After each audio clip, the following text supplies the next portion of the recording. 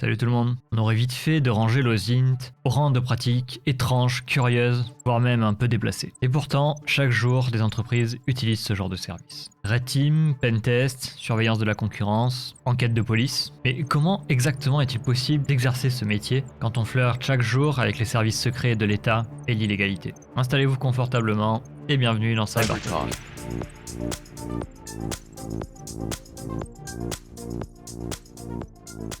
Donc, partie 2, on va parler de l'OSINT dans le monde professionnel et on va commencer par un sujet qu'on a un petit peu abordé tout à l'heure, c'est son utilisation en entreprise. Globalement, sans forcément aller dans le pentest, red team, tout ça, dans quel métier est-ce qu'on peut utiliser l'OSINT? Beaucoup de métiers en fait vont utiliser l'OSINT parce que dans toutes les strates de l'entreprise, on a besoin de prendre des décisions. On en revient à la définition de l'OSINT de base, de dire pour prendre une bonne décision, il faut avoir les informations. Donc on va retrouver ça dans pas mal de strates de l'entreprise, que ça soit au service de recherche et développement, que ça soit en cyber, on va en reparler, que ça soit dans une décision juridique, des actions commerciales, dans la RH, dans le recrutement en particulier.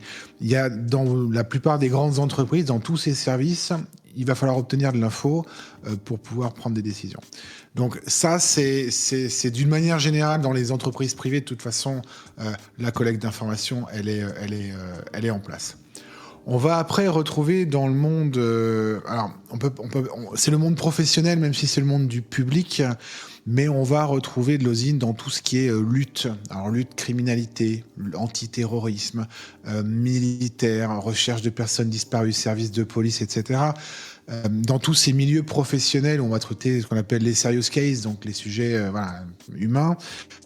L'OSINT fait partie depuis toujours du paysage des outils utilisés pour mener des enquêtes tout simplement et répondre à des questions ou mener des gens devant les tribunaux. Donc ça, on va les retrouver dans tous ces services-là. On va retrouver ça pas mal évidemment dans le journalisme. Le fact-checking fait partie du métier du journaliste, enfin les services de fact-checking font partie des métiers du journalisme. Donc à partir du moment où on parle de médias, que ce soit télé, journaux, internet, etc., même si c'est pas toujours fait suffisamment, il y a la nécessité aujourd'hui de faire appel à l'OSINT pour la vérification des faits, et évidemment éviter de publier trop d'âneries. On va retrouver ça dans tout ce qui est lutte aussi contre, on en a parlé tout à l'heure, le blanchiment, la fraude, la contrefaçon, les douanes, tout ce qui est sujet, alors soit en suivi des évolutions de certains phénomènes, ou enquête quand il y a eu par exemple une saisie sur un lot de contrefaçon, d'où ça vient, qui l'a fait, etc. Donc on va retrouver tous ces services, encore une fois, de lutte contre la criminalité au sens large, et où l'OSINT, ce serait quand même dommage de se passer de tous ces outils, de toutes ces infos qu'on peut accéder, auxquelles on peut accéder assez facilement. On va s'en servir, enfin les services d'État vont s'en servir aussi pour la lutte contre la fraude fiscale. C'est pas nouveau, ça c'est pareil, ça date d'avant Internet. Autrefois, les contrôles fiscaux étaient déclenchés en fonction du nombre de chevaux sur la carte grise de la voiture qu'on allait acheter. Aujourd'hui, ça va être la photo de la même voiture qu'on va exposer sur Insta ou sur TikTok, où bien sûr, vous pensez bien que les contrôleurs fiscaux vont pas se priver pour suivre un train de vie, vérifier des dires ou des choses comme ça. Ça peut être aussi de la fraude à la sécurité sociale, par exemple, en disant, il y a eu un cas il y a quelques années, effectivement, où des gens qui étaient en arrêt maladie étaient pris en photo dans les matchs de foot. Bon, encore une fois, on parle de chaussures vertes, les réseaux sociaux fourmillent d'anecdotes sur ces sujets-là, donc ça, je vous renvoie un peu à tout ce qui a pu être dit sur ces sujets-là.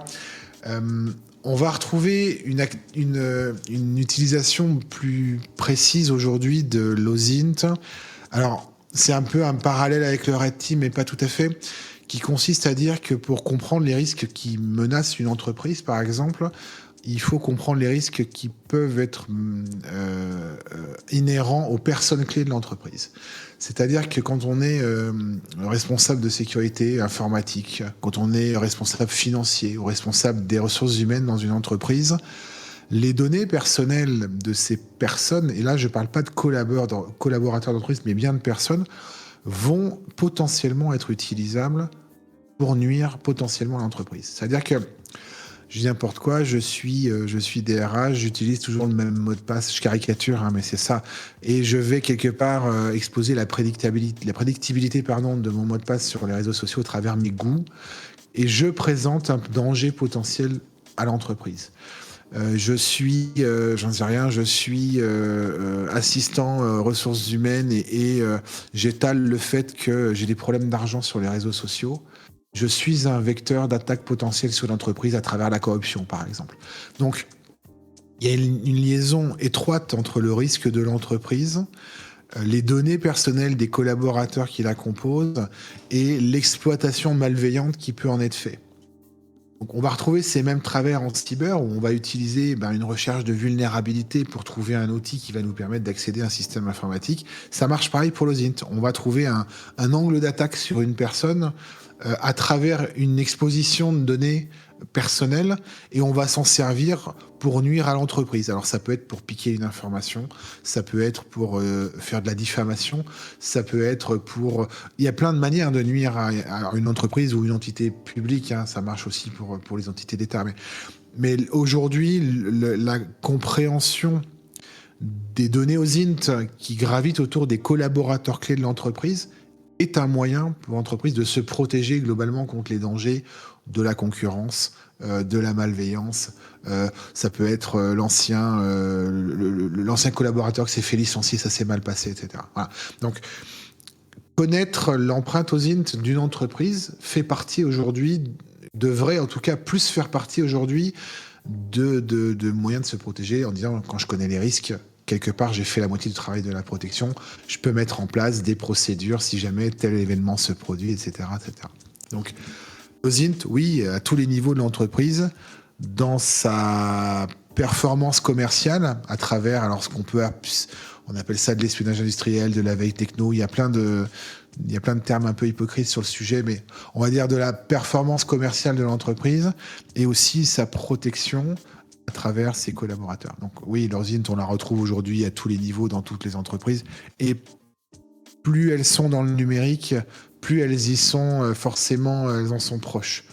Il y a plus d'informations sur une entreprise qui bosse sur une marketplace en ligne, avec des réseaux sociaux, du community management, que le plombier dans son coin qui n'a pas son site internet, forcément. Mais il l'est quand même un petit peu d'une manière ou d'une autre à travers les réseaux sociaux. Donc oui, aujourd'hui, toutes les boîtes, elles sont concernées par l'OSINT, sans aucun doute.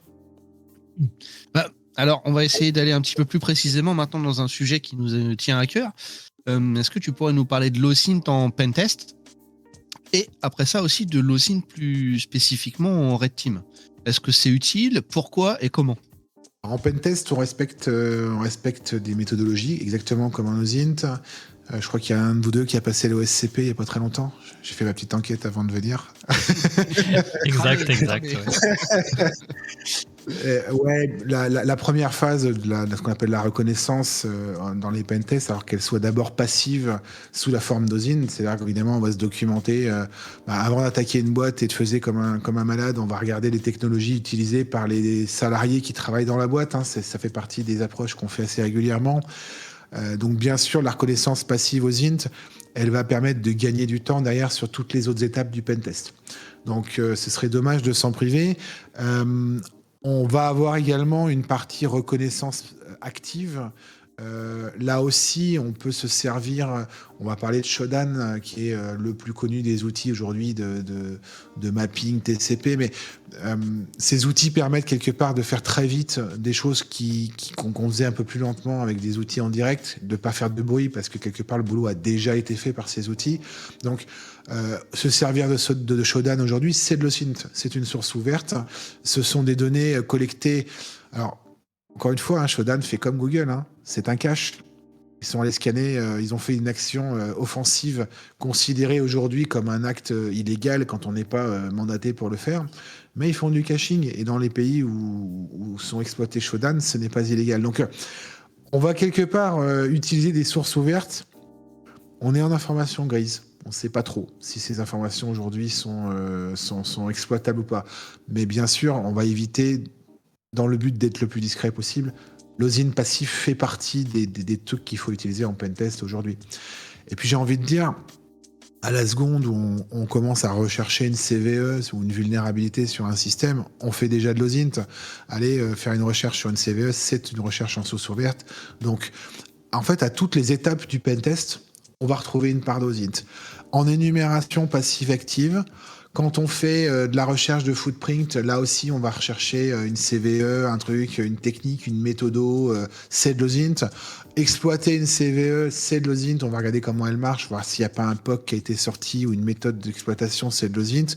Quand on fait de l'escalade de privilèges, là aussi, on va regarder en fonction de la version du noyau, qu'est-ce qu'on peut faire, etc., les outils, les machins, l'obfuscation. À tout niveau d'un pentest, on fait de la recherche. Et la recherche de données légales et accessibles, c'est de l'OSINT. Donc oui, l'OSINT à tous les niveaux, quoi qu'il arrive. En Red Team, c'est un peu différent parce que on va commencer à s'attaquer, on peut s'attaquer physiquement à l'entreprise. Donc là, la reconnaissance GeoInt, par exemple, va prendre tout son sens pour aller, je sais pas, regarder le type d'alarme qui peut être installé sur une porte, comment sont configurées les fenêtres ou les accès sur un bâtiment, où est-ce qu'on peut se placer pour écouter du Wi-Fi confortablement et de manière la plus efficace. La reconnaissance géographique via l'OSINT va permettre de gagner du temps, puisqu'on n'a pas à se rendre sur place, d'aller faire de la reco physique, etc. Donc, on va prémâcher le travail avec l'OSINT pour se faciliter la vie derrière pendant l'exécution. Et il y a un autre biais qu'on va utiliser en Red Team pour tout ce qui est tentative de phishing, par exemple, ou de social engineering sur les personnes, c'est que là aussi, on va se servir des données sociales pour contextualiser les attaques de phishing ou de social engineering, tout simplement pour qu'elles soient plus efficaces. Donc, moi, je m'éclate dès qu'il y a une soirée d'entreprise sur les boîtes que j'audite, à les prendre en disant venez regarder les photos qu'on n'a pas publiées sur les réseaux sociaux, c'est les photos, le photo bêtisier, mais on a régulièrement 30, 40, 50% de compromission, tout simplement parce qu'on a envoyé un phishing qui est proche des attentes de la réalité. Et ça, tous les mecs qui font du phishing vont vous le dire, plus ça colle à l'actualité, plus ça colle à l'environnement, et plus le phishing est efficace. Donc, la collecte des données sociales de contextualisation d'un mail de phishing, c'est 50% de la réussite du phishing. Et c'est pour ça qu'il y a des trucs qui marchent très bien, parce que les infos, elles sont en ligne, et que, je veux dire, merci à tout le monde de publier ces photos, ces anecdotes, etc. Pourquoi on s'en priverait pour faire du Red Team? Donc, voilà en quoi aujourd'hui, oui, merci de ne pas inviter Julien à une soirée d'entreprise. On a aussi ce côté attentif aux choses auxquelles on est confronté quand on visite une boîte. Tous les Red Teamers vont regarder la prise réseau qui est pas connectée dans la salle d'attente, l'écran sur lequel il y a un port USB où on peut se brancher avec un flipper 0, les annonces légales du comité d'entreprise avec les photos et les rôles des mecs sur l'organigramme. Enfin, quand on visite une boîte, il y a 1 milliard d'informations à collecter, ne serait-ce que visuellement. Et ça, quand on visite une boîte, c'est de l'OSINT. On est un visiteur, on va regarder ce qu'on nous met à disposition. Donc, on parle beaucoup d'Internet depuis le début, mais il n'y a pas qu'Internet quand on fait du Red Team. La reconnaissance physique fait partie de l'OSINT aussi. Et si on se place de l'autre côté maintenant, c'est-à-dire qu'en termes de protection des systèmes info, en quoi est-ce que je peux utiliser l'OSINT ? Il y a pour moi une phrase qui définit le bon SOC. C'est-à-dire le bon fonctionnement d'un SOC, c'est que pour bien se défendre, il faut comprendre l'attaque. Donc j'ai envie de dire, à partir du moment où on s'intéresse à la manière dont les hackers fonctionnent, que ce soit leur état d'esprit, les techniques qu'ils utilisent ou les dernières CVE à la mode, on a fait le premier pas vers la sécurisation. Donc identifier les menaces potentielles, ça fait partie du boulot de l'équipe bleue pour se défendre, pour mettre en place les barrières, etc. Comprendre le mode opératoire des menaces, comment fonctionne un hacker, ça fait partie aujourd'hui de ce que devrait savoir faire toute personne qui bosse dans un SOC. Analyser aussi Exactement, faire du forensic sur une attaque, comprendre ce qui s'est passé pour être absolument sûr de refermer les portes derrière, c'est aussi le synth. C'est-à-dire qu'on va analyser des logs, on va aller chercher, tiens, il s'est passé ci, il s'est passé ça, on a constaté tel comportement, et à quoi ça correspond? Est-ce que je peux rapprocher ça d'un comportement dont on a parlé sur un forum ou sur un GitHub? Est-ce que je peux trouver un POC qui va reproduire le comportement? Dans toutes les étapes de forensic, là aussi, on va rechercher de la recherche d'informations. Donc, l'OSINT, que ça soit en pré-incident ou en post-incident, on va la retrouver à tous les niveaux.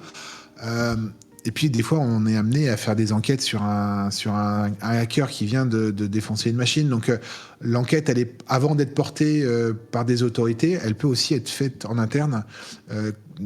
Et souvent, la malveillance, elle peut être interne. Donc, savoir enquêter quelque part sur un agresseur numérique, pour schématiser, pas toujours utiliser le même mot, le mot hacker ne correspond pas toujours à ça, mais l'OSINT permet de faire ce genre de choses. Donc, à la fois, on va faire du préventif au niveau du SOC, sur la veille techno, sur la surveillance, que ça soit de groupes qui pourraient nous en vouloir, alors de groupes privés, de groupes publics, selon qu'on ait une boîte ou un service d'État, mais aussi on va retrouver l'OSINT en curatif pour le forensic, et puis surtout les remédiations après les pentests, parce que c'est beau de faire des pentests, mais derrière il faut fermer les portes. Donc encore une fois, tout le monde fait de l'OSINT dans le milieu de la cyber depuis toujours, c'est juste qu'aujourd'hui on a mis un nom dessus, et la méthodologie du pentester, c'est exactement la même que celle de l'OSINTer.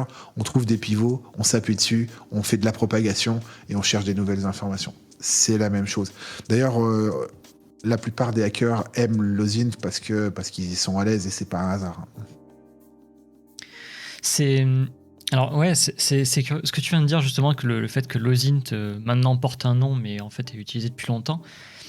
En fait, j'avais l'impression d'avoir déjà vu ou entendu ça quand je m'intéressais un peu à la threat intel et à la veille de menaces émergentes.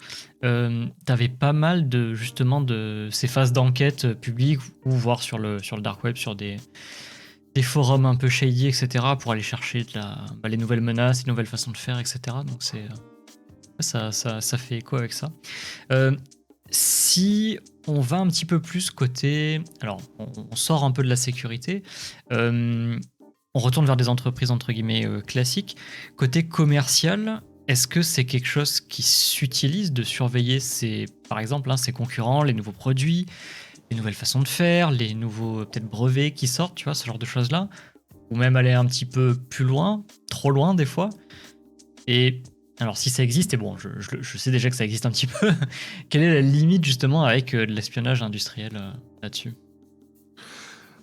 La limite, c'est la même qu'on a définie au tout début, c'est-à-dire qu'à partir du moment où les méthodes d'obtention de l'information respectent la réglementation française, c'est-à-dire source ouverte, pas de subterfuge pour obtenir l'information, et puis donner acquise légalement, c'est-à-dire qu'il est hors de question d'aller télécharger le résultat d'un groupe de ransomware qui a extrait les données d'une boîte. Là, on est dans la plus pure illégalité, la question se pose même pas. Sauf que, en fait, le problème, c'est que la question se pose. Et j'ai régulièrement cette question en disant, aujourd'hui, télécharger une data leak d'une entreprise, est-ce légal? Non, non, non, non, non, et 4 fois non. Mais si la question existe encore, quelque part, c'est que le message n'est pas encore passé. Donc, la limite entre faire de la surveillance concurrentielle et d'aller effectivement regarder attentivement ce qui est publié par l'entreprise concurrente, définir des tendances, définir une stratégie commerciale, adapter sa stratégie à ça, ça fait partie du jeu concurrentiel entre les sociétés et quelque part on va dire, du libre commerce. À partir du moment où vous allez obtenir une information de manière illégale, c'est-à-dire par subterfuge, par vol de données, on est dans de l'espionnage industriel. C'est-à-dire qu'à la seconde où vous allez télécharger le résultat d'un ransomware, vous êtes dans l'illégalité la plus complète. Donc la limite légale, elle est hyper claire. Il y a pas pour le coup, il n'y a pas d'interprétation possible sur ce sujet-là. Après, qu'est-ce qui se passe dans la pratique? J'ai envie de dire, ça dépend des boîtes. Il y a des boîtes qui vont avoir une éthique et puis il y en a qui n'en auront pas. Il y a des impératifs parfois d'État, il y a des impératifs... donc, la transgression de la réglementation, elle est propre à chaque entreprise, à l'éthique de chaque entreprise. C'est sûr que j'ai envie de dire, la boîte qui va fabriquer des éponges aura certainement plus d'éthique que la boîte spécialisée en intelligence économique en termes de pratique. Je rentre pas et je ne souhaite pas rentrer dans les politiques sur quelle boîte travaille avec qui fait quoi et qui a raison de faire quoi, mais oui, il y a des boîtes qui dépassent les bornes, tout le monde le sait. Parfois, c'est sur la place publique, parfois, ça ne l'est pas. Là, encore une fois, il y a cette espèce d'omerta dans le monde de la sécurité et de la cyber en général, où personne ne parle de ses clients et de ce qu'il fait pour ses clients, pour des bonnes et pour des moins bonnes raisons. Mais bien sûr qu'aujourd'hui, les lignes sont souvent dépassées. Pas vu, pas pris, hein, c'est ce que dirait Marc-Antoine Ledieu dans ses références. Oui, il y a clairement aujourd'hui des problèmes d'éthique dans la pratique de l'OSINT quand il y a des intérêts commerciaux derrière, c'est sûr. Mais en plus, t'as des choses qui sont un peu délicates parce que dans ce que tu décris, il y a aussi le fait, par exemple, qu'à une époque, t'es la Chine qui menait des campagnes d'espionnage commercial, industriel à grande échelle. Il y avait eu quand même une rencontre entre Obama et le président chinois pour, en apparence tout du moins, essayer de calmer les choses parce qu'a priori, ça partait un peu dans tous les sens. Donc en fait, au final, t'as pas que les entreprises, c'est un peu ce que tu disais, t'as des États en relation derrière, ce genre de choses-là. C'est quand même ultra, j'ai envie de dire, touchy et complexe à appréhender comme monde, je trouve. Et quand on est pratiquant peut-être de l'OSINT au milieu, alors je sais pas trop où je vais avec ma question, pour être honnête, mais imaginons qu'on se retrouve pris dans une entreprise qui a envie de mener ce genre de campagne d'espionnage, hein, au final. Ça peut être extrêmement dangereux et glisser rapidement quand même ce genre de truc. Bah, c'est dangereux parce qu'on se met soi-même dans l'illégalité. Hein. Aujourd'hui, faire de l'espionnage pour le compte d'une entreprise, même avec un contrat, c'est se mettre soi-même dans l'illégalité. Je lisais tout à l'heure un petit commentaire, je fais un micro-retour sur le dark web, mais aller consulter des contenus illégaux sur le dark web, c'est se mettre en danger, se mettre dans l'illégalité. C'est pareil quand on a des pratiques hors cadre ou même sous contrat. Donc le problème, c'est que souvent, ce type de mission est extrêmement bien payé, donc la tentation de dépasser la ligne rouge au regard du gain qu'on peut obtenir en tant qu'analyste ou en tant qu'enquêteur, elle est tentante. Et c'est bien tout le sujet de l'éthique qui va à ce moment-là rentrer en ligne de compte. Donc oui, quand on va travailler pour des grandes entreprises internationales, notamment avec des implications d'État, je pense par exemple, j'en sais rien, à un fabricant d'armes, d'avions, de technologies industrielles, du moment que ça touche à des intérêts d'État, on est sur des niveaux de veille technologique avec des grands guillemets bien supérieurs et sur lesquels, bien sûr, quand l'État vous dit tout est permis pour trouver l'information, forcément les lignes elles sont. Mais on se heurte à ce moment-là à des problèmes de droit international. Alors je tiens à rappeler, je suis pas juriste, hein, c'est pas mon métier du tout. Et autant je perçois un peu le droit français à travers mes expériences, autant le droit international bien malin qui peut savoir aujourd'hui qu'est-ce qui se passe quand une entreprise française connectée à un VPN aux États-Unis va pirater une entreprise chinoise. Moi, à l'issue du juridique sur ce cas-là, je sais pas le donner et je pense que personne ne le sait aujourd'hui. Donc, il y a un moment donné, on passe dans la sphère internationale sur des intérêts plus grands que nous, quelque part, en termes de capacité de faisabilité. Donc, moi, je ne sais pas répondre à cette question aujourd'hui en disant oui, ça se fait, il n'y a aucun doute, à des hauts niveaux commerciaux ou des hauts niveaux stratégiques. Maintenant, avec l'aval de qui, quels sont les risques pour les uns et pour les autres, extrêmement difficile à dire. Ça, je ne sais pas répondre à cette question. On va reculer un petit peu des sujets touchy, n'est-ce pas ? Une entreprise aujourd'hui qui a envie de rester vraiment à 100% dans la légalité, mais qui a envie d'avoir un petit avantage sur la concurrence, pardon. Comment est-ce qu'il peut faire ça concrètement ? Est-ce que ça se fait aujourd'hui, si on est je pense une grosse boîte quand même avec un certain budget, de se faire une petite cellule OSINT ou un petit consulting OSINT, tu vois, pour aller se donner un petit avantage concurrentiel Oui, alors dans tous les domaines que j'ai évoqués tout à l'heure, on peut déjà surveiller son positionnement open source.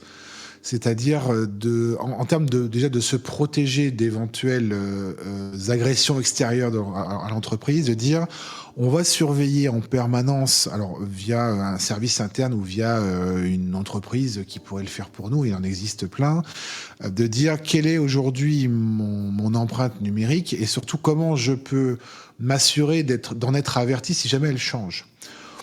Je prends un exemple tout bête que j'ai rencontré un jour. Mon entreprise, par exemple, quand je tape le nom de mon entreprise sur Google, ça me renvoie 50 résultats. À partir du moment où, quand je tape mon nom de mon entreprise, il en sort 150, c'est qu'il s'est passé quelque chose. Donc, c'est de dire quelles sont les sondes que je peux mettre sur les données open en place pour me dire... on sort de la situation normale pour passer dans un cadre de vigilance, un cadre où l'humain va prendre le relais en disant voilà, je peux pas surveiller tout le bruit qu'il y a autour de mon entreprise. Par contre, s'il se passe tel événement, hop, il y a une alerte qui va remonter, je vais. Donc quelque part, on peut éliminer une partie du bruit en monitorant de manière un peu industrielle la visibilité numérique de l'entreprise. Donc, il y a plein de méthodes pour faire ça.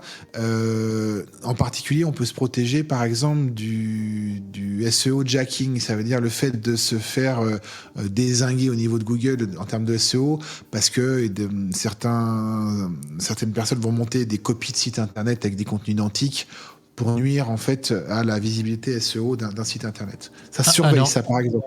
Ouais, alors justement, en fait, j'avais une question en tête qui est exactement liée à ça. Il y avait eu un exemple avec OBS, qui est le logiciel qu'on utilise pour faire ce stream-là, aujourd'hui. Typiquement, ça avait été un cas il y a quelques mois, 2 mois peut-être, où tu avais des gars qui avaient refait tout un site et ils hébergeaient du coup un binaire qui était complètement vérolé.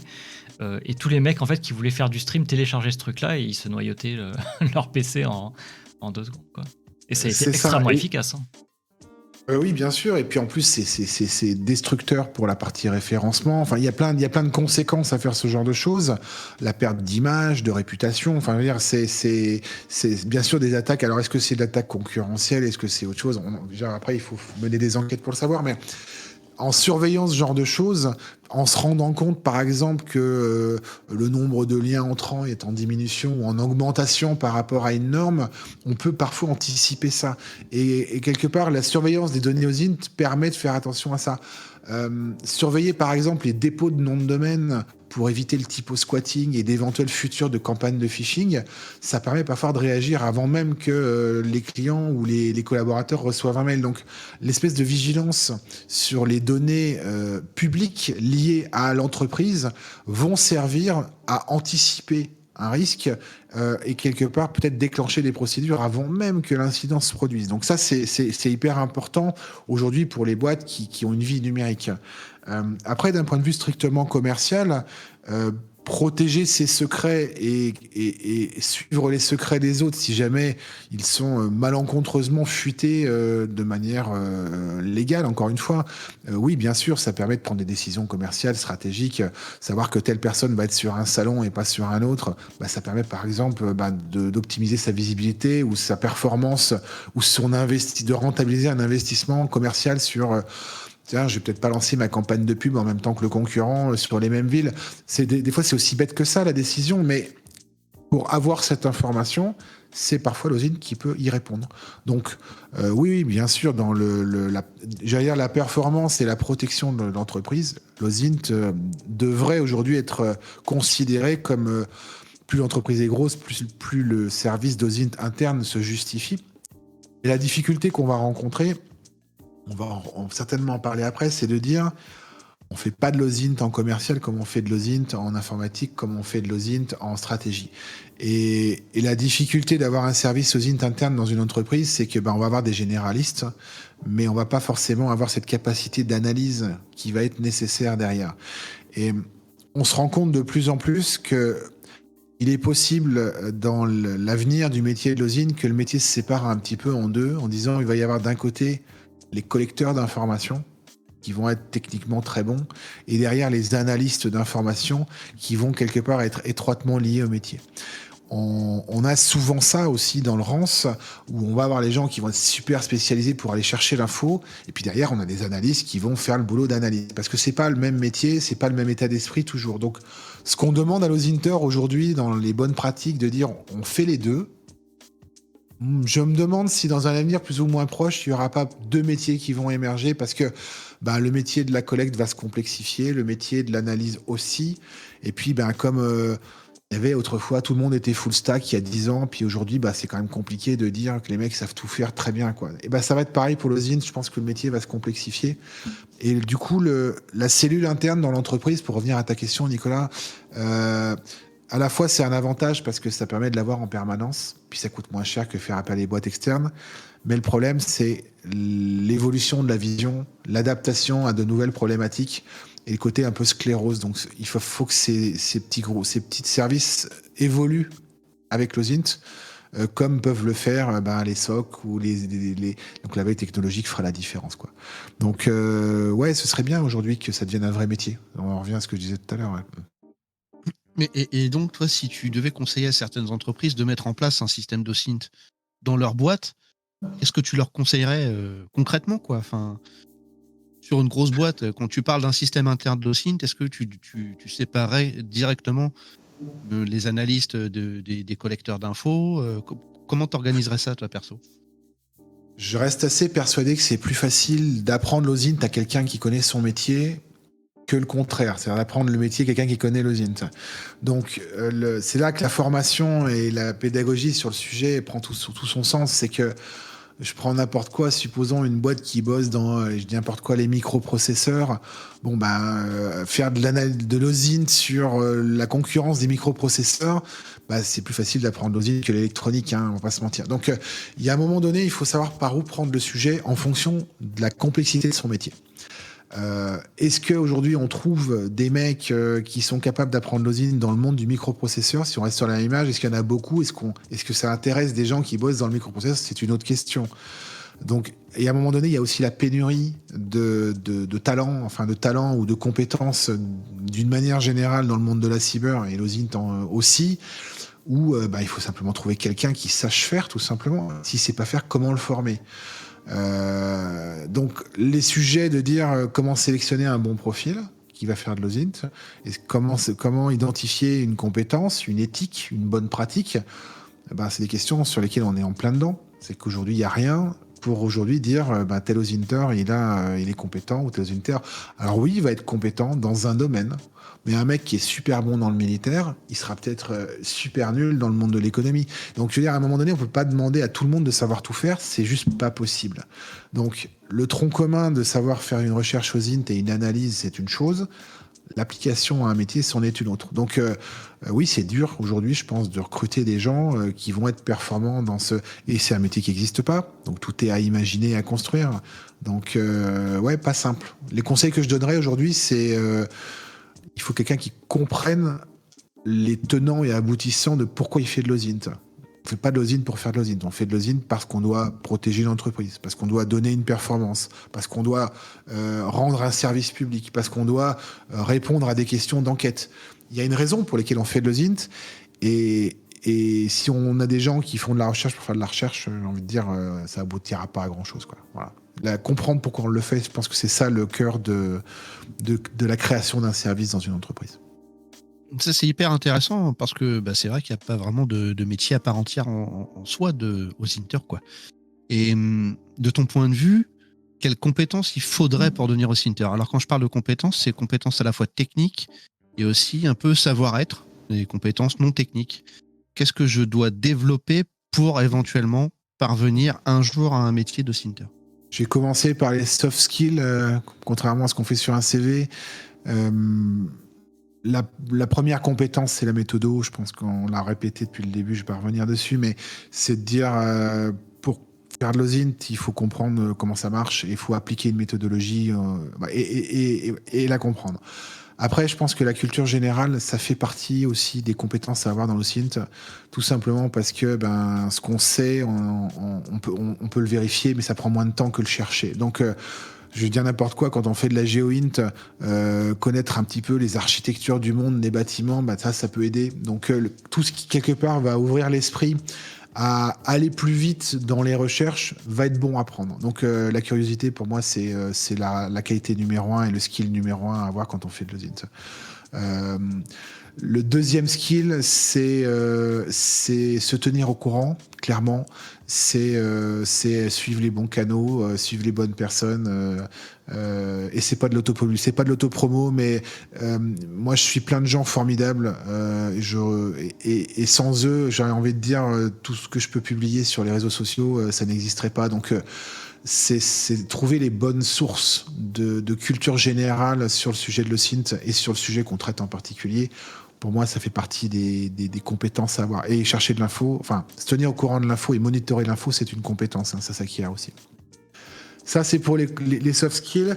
Après, les compétences techniques, je pense que la grosse marche qui est souvent dure à franchir pour les OSINTers, c'est la programmation. Parce que la prog, ça permet de traiter un gros volume de données, par exemple, et de s'affranchir un peu de l'utilisation des outils existants. On va pouvoir, quand on programme, faire ce qu'on veut, alors que quand on programme pas, on va être un peu limité par les outils existants ou la manière de penser des gens qui ont fait les outils existants. Donc, j'ai envie de dire, c'est un peu comme en pentest. Quand on programme, des fois, on peut aller plus vite, on peut traiter plus de données, on peut être plus efficace, en tout cas sur le temps qu'on va y passer. Et quand on ne sait pas programmer, on va être un peu limité. On va rapidement se dire, tiens, là, si je savais programmer, telle info, je pourrais l'extraire, ou telle présentation, je pourrais le faire plus facilement. Donc, voilà, ça, c'est la grosse brique. Si on l'a, c'est sûr que c'est un avantage. Après, il y a les skills. Alors, faire du pentest, on va pas se mentir, ça aide. Parfois parce qu'il y a des astuces OSINT qui sont un peu tricky techniquement. Elles sont pas illégales, mais ça reste un peu de la bidouille. Et quand on sait comment marche une URL, quand on sait, c'est sûr qu'on peut faire des petites choses. On comprend plus facilement, en tout cas, les astuces et les méthodologies d'OSINT. Requêter une API, si on l'a jamais fait, ça peut être compliqué. Donc voilà, ces skills techniques, elles sont intéressantes. Après, c'est surtout la skill métier qui va rentrer en ligne de compte. Faire de l'OSINT cyber quand on n'a jamais fait de cyber, on va se planter à un moment donné. Quand on comprend pas les concepts, on peut pas comprendre les tenants et aboutissants. Donc on va nécessairement se planter sur le pivoting. On va mal s'orienter sur les choix de liaison entre les pivots et quelque part on va se perdre. Donc l'acculturation, pardon, c'est pas le mot, mais l'appropriation de la culture du métier auquel on va appliquer l'OSINT, pour moi, c'est ça le plus important. Et ça aussi, ça s'apprend. Hein. On peut apprendre un nouveau métier, hein, ça se fait, mais pas mettre la charrue avant les bœufs, en tout cas. Voilà, pour moi, les skills de base. Le reste, après, c'est connaître les outils, avoir des bons bookmarks, savoir rouler.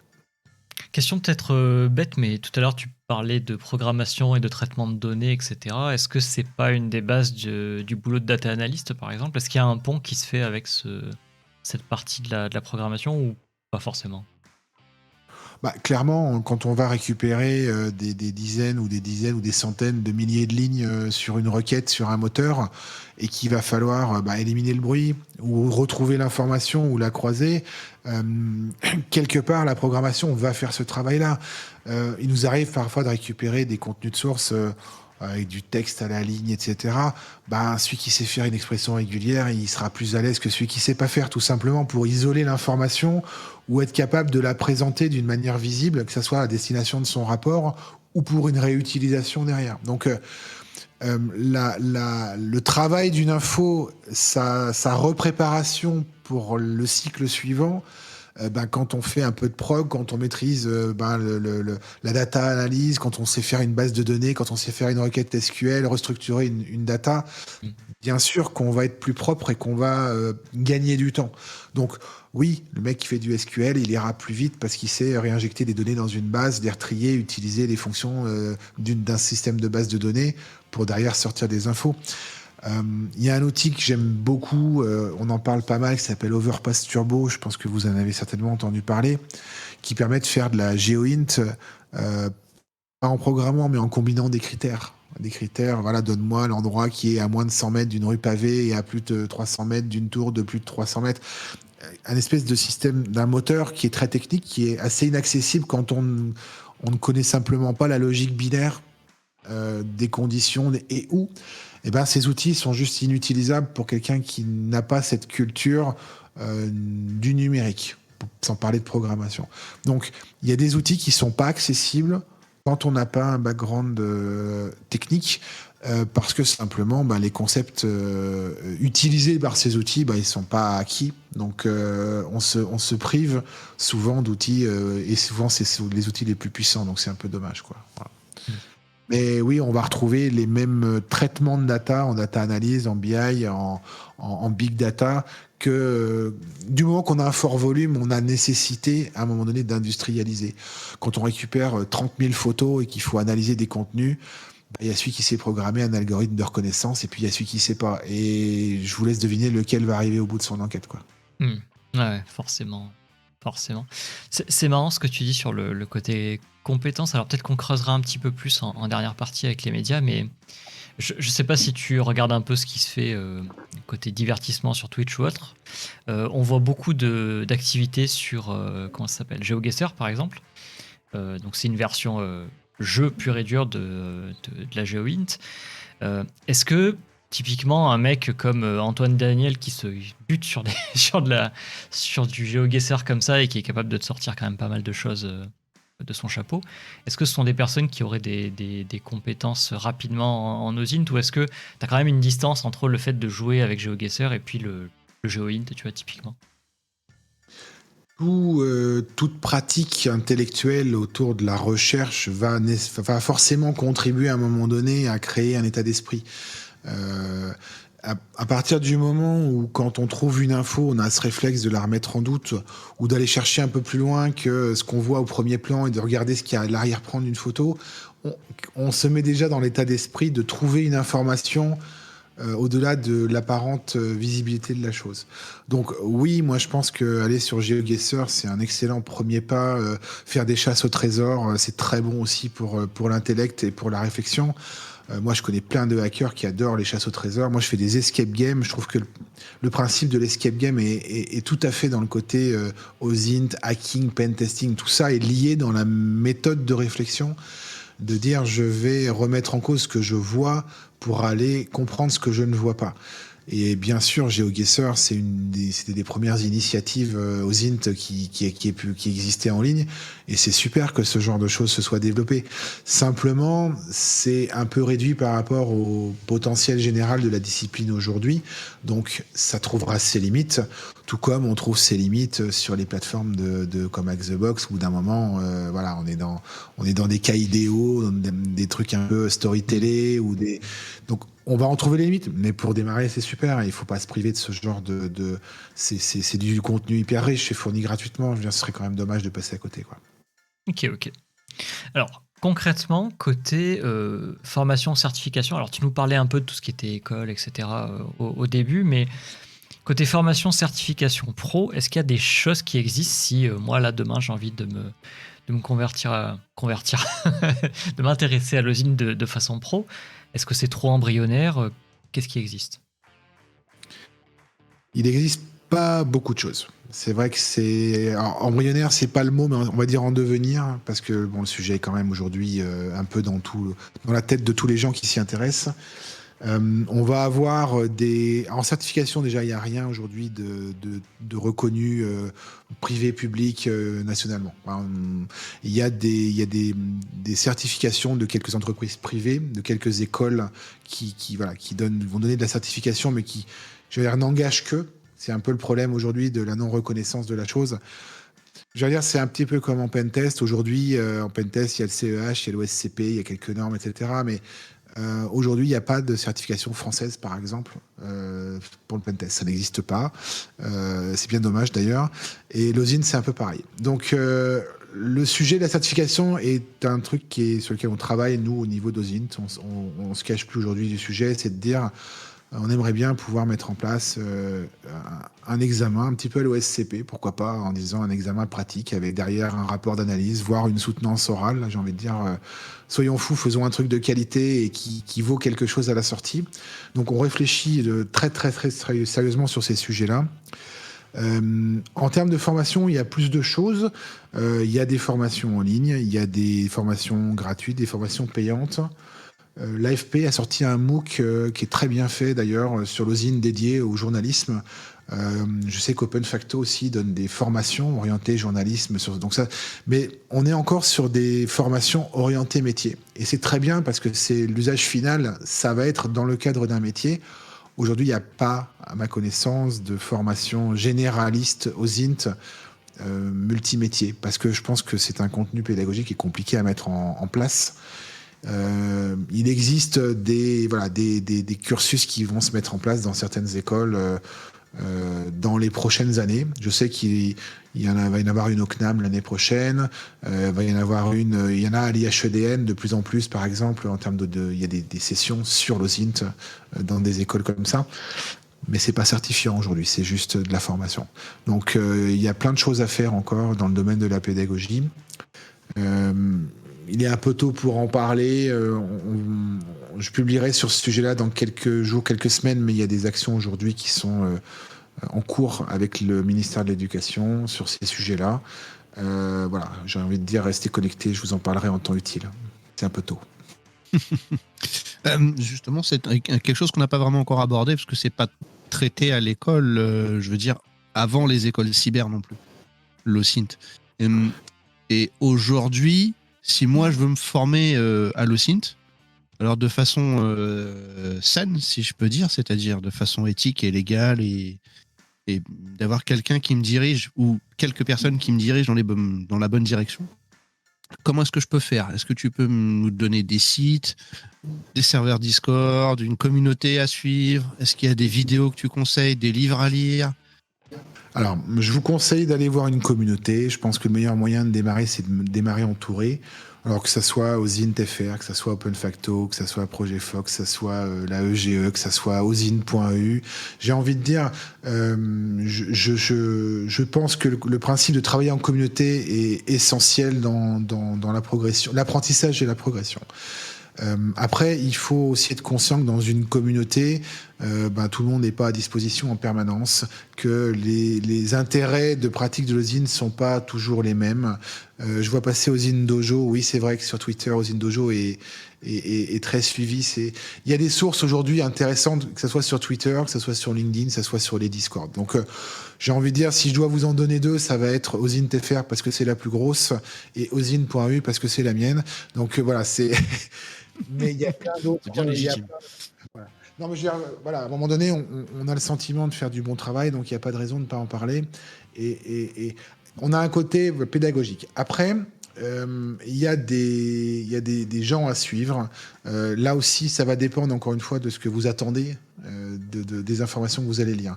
Moi, je vous recommande d'aller suivre ce que fait Bellingcat, tout simplement parce que ils font un travail utile et ils font un travail documenté. Et surtout, c'est pas saturé d'informations. C'est-à-dire quand un article sort chez Bellingcat, ça a été travaillé, ça a été mis en place. RouteMe, par exemple, a des challenges sympathiques pour progresser, mais j'ai envie de dire l'accompagnement, il est un peu aléatoire. Donc c'est pas sur l'OSINT qu'il y a le plus d'activités d'entraide de la communauté. Donc tout dépend comment vous aimez apprendre. Soit vous aimez apprendre en classe ou en groupe, soit vous aimez apprendre seul. Moi, je suis plutôt un solo pour l'apprentissage. Voilà, c'est ce qui me convient. Donc, j'ai appris le pentest comme la cyber, comme l'OSINT, un peu en solo. Et puis maintenant, le repartage, il est plutôt en communauté. Donc, là encore, il n'y a pas de règle. Ça dépend de comment vous aimez apprendre, tout simplement. Après, je pense que Twitter, aujourd'hui, est probablement le média où il y a le plus d'infos. Sur l'OSINT, il y a beaucoup de gens très actifs sur ces sujets-là. Il y a des gens avec des activités très diverses, avec des éthiques très diverses. Donc attention aussi à qui vous suivez et pas prendre pour argent comptant tout ce qui est raconté sur Twitter. sous couvert d'anonymat. Souvent, il y a aussi beaucoup de conneries qui sont dites. Donc là aussi, j'ai envie de dire, mettez votre sens critique tout de suite en route dès l'apprentissage. Mais pour moi, aujourd'hui, Twitter est une source d'information qui est assez impressionnante. Ouais. Maintenant, j'aimerais bien aller un petit peu dans la technique. Et c'est une question qu'on pose assez souvent quand on reçoit des gens dans le pentest ou le bug bounty ou ce genre de choses. Est-ce que tu pourrais nous parler de méthodologie ? C'est quelque chose qu'on aime beaucoup. Et j'aimerais avoir une méthodologie générale, c'est-à-dire niveau collecte de l'information et ensuite le traitement des données que tu as récupérées. Est-ce que tu pourrais nous aiguiller là-dessus ? Alors, on va suivre, je reviens sur ce que je disais tout à l'heure sur le cycle du renseignement, et l'idée c'est de représenter au fur et à mesure de son avancement le résultat de ses recherches. Donc on va partir d'un élément A, on va utiliser un outil pour trouver un élément B, et ensuite on va s'assurer que B est une information fiable, confirmée, et qui peut être réutilisée. La nécessité dans un rapport d'OSINT de faire ce qu'on appelle la réversibilité, c'est-à-dire qu'on doit, dans la méthodologie qui va être restituée au destinataire du rapport, expliquer comment on est passé de l'élément A à l'élément B, c'est-à-dire quel outil on a utilisé, qu'est-ce qu'on a tapé dans le moteur de recherche, quels sont les résultats, et surtout pourquoi on a considéré que l'information B était fiable et réutilisable. Donc la réversibilité dans le rapport d'OSINT, ça fait partie d'une obligation absolue de dire il n'est pas question de sortir une info du chapeau sans expliquer comment on l'a obtenue. Tout simplement pour justifier de sa légalité et de sa pertinence. Donc la méthodologie, c'est vraiment ça, c'est de dire pour chaque petit pas que je vais faire sur la route de mon enquête, je vais justifier de pourquoi j'ai utilisé tel outil, pourquoi j'ai sélectionné telle information, comment je l'ai utilisé, comment je l'ai combiné, et surtout comment j'ai confirmé au final que l'information que j'ai trouvée était juste. L'analyse, elle va dépendre du contexte de ce qu'on est en train de faire. Donc on va pas faire une analyse cyber comme on fait une analyse écho. On va pas faire une analyse quand on a 2 heures de temps, comme on fait une analyse quand on a 6 mois de temps. Donc là, encore une fois, il y a une décorrélation entre la collecte de l'information et l'analyse. Et là aussi, c'est en fonction du résultat qu'on veut atteindre. Parfois, l'analyse, elle est urgente tout simplement parce qu'on a un danger imminent et on va pas accorder le même temps sur l'analyse ou la confirmation des informations qu'on l'aurait fait sur un sujet froid ou sur lequel simplement on va vérifier qu'il n'y a pas un historique quand on lance un produit ou quelque chose comme ça. Donc la destination du rapport va orienter la manière dont on fait l'analyse. Comment faire une bonne analyse ? J'ai envie de dire, je ne suis pas analyste professionnel. Moi, je sais faire des analyses de pen testing, de cyber. Donc ça, aujourd'hui, je peux te parler, moi, aujourd'hui, de comment je fais une bonne analyse cyber. Ça, je sais le faire. Comment faire une bonne analyse économique. Je vous renvoie sur les spécialistes qui font ce genre de choses. J'ai envie de dire, invitez-les, ils vous expliqueront tout ça bien mieux que moi. Donc, mais comment faire une bonne analyse cyber ? Tout simplement en montrant comment reproduire un problème qu'on a identifié, c'est-à-dire les différentes étapes pour que les équipes qui sont en face puissent reproduire. Donc, on est dans la réversibilité du processus, encore une fois. Et puis derrière, on peut mettre en place des préconisations de résolution d'incidents. Et ça va être l'analyse liée à la notion CTI et incident de la cyber. Mais quand on fait de l'analyse économique, c'est pas les mêmes procédés qu'on va utiliser. Donc là encore, moi je prétends pas être ce que je ne suis pas. Moi je suis pas analyste ni intelligence économique ni géopolitique. Donc là-dessus, l'analyse va vraiment dépendre du métier. Ok. Alors, on va zoomer un petit peu plus sur de la technique. Côté outils, on avait déjà pas mal entamé le sujet tout de même. Alors, il y a des outils un petit peu pour tout. Il y a pour la récolte, pour la validation des données, pour la visualisation, etc. Tout à l'heure, j'ai vu passer une question qui était rigolote. Si tu avais un top 5 à faire des outils à utiliser, qu'est-ce que tu garderais ? Est-ce que tu pourrais nous parler de ces outils, justement ? Pourquoi ce choix-là ? Top 5 sur 10 000 outils, t'es dur avec moi quand même.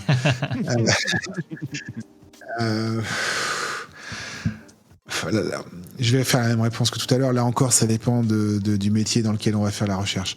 Pour moi, l'outil, le top 5, le numéro 1, c'est Google. Enfin, la suite Google, c'est un Google Earth, Google Maps, tous. Il y a tellement de données dans Google aujourd'hui qui sont utilisables de plein de manières différentes que je ne pourrais pas en citer un autre en termes de top 1. Ça, c'est sûr. Je vais citer, qui n'est pas forcément beaucoup utilisé, c'est Overpass Turbo, tout simplement parce que je pense que la puissance de l'outil est juste intellectuellement passionnante. Les capacités de cet outil est juste incroyable. Et il sort du lot parce qu'il n'est pas très accessible, parce qu'il est dur à utiliser et parce qu'il fait des trucs qu'aucun autre outil est capable de faire. Donc son espèce d'unicité, pour moi, elle est intéressante. Troisième, j'en citerai un qui est un peu border, mais qui quand même aujourd'hui est beaucoup utilisé, c'est PimEye. Tout simplement parce que PimEye aussi est le seul à faire réellement de la reconnaissance faciale, on va dire accessible à tous. Même s'il n'est pas RGPD compliant, même s'il est moralement très très discutable, même si on ne sait pas ce qu'il fait des données. Hein. Attention, hein, j'ai conscience de tout ça.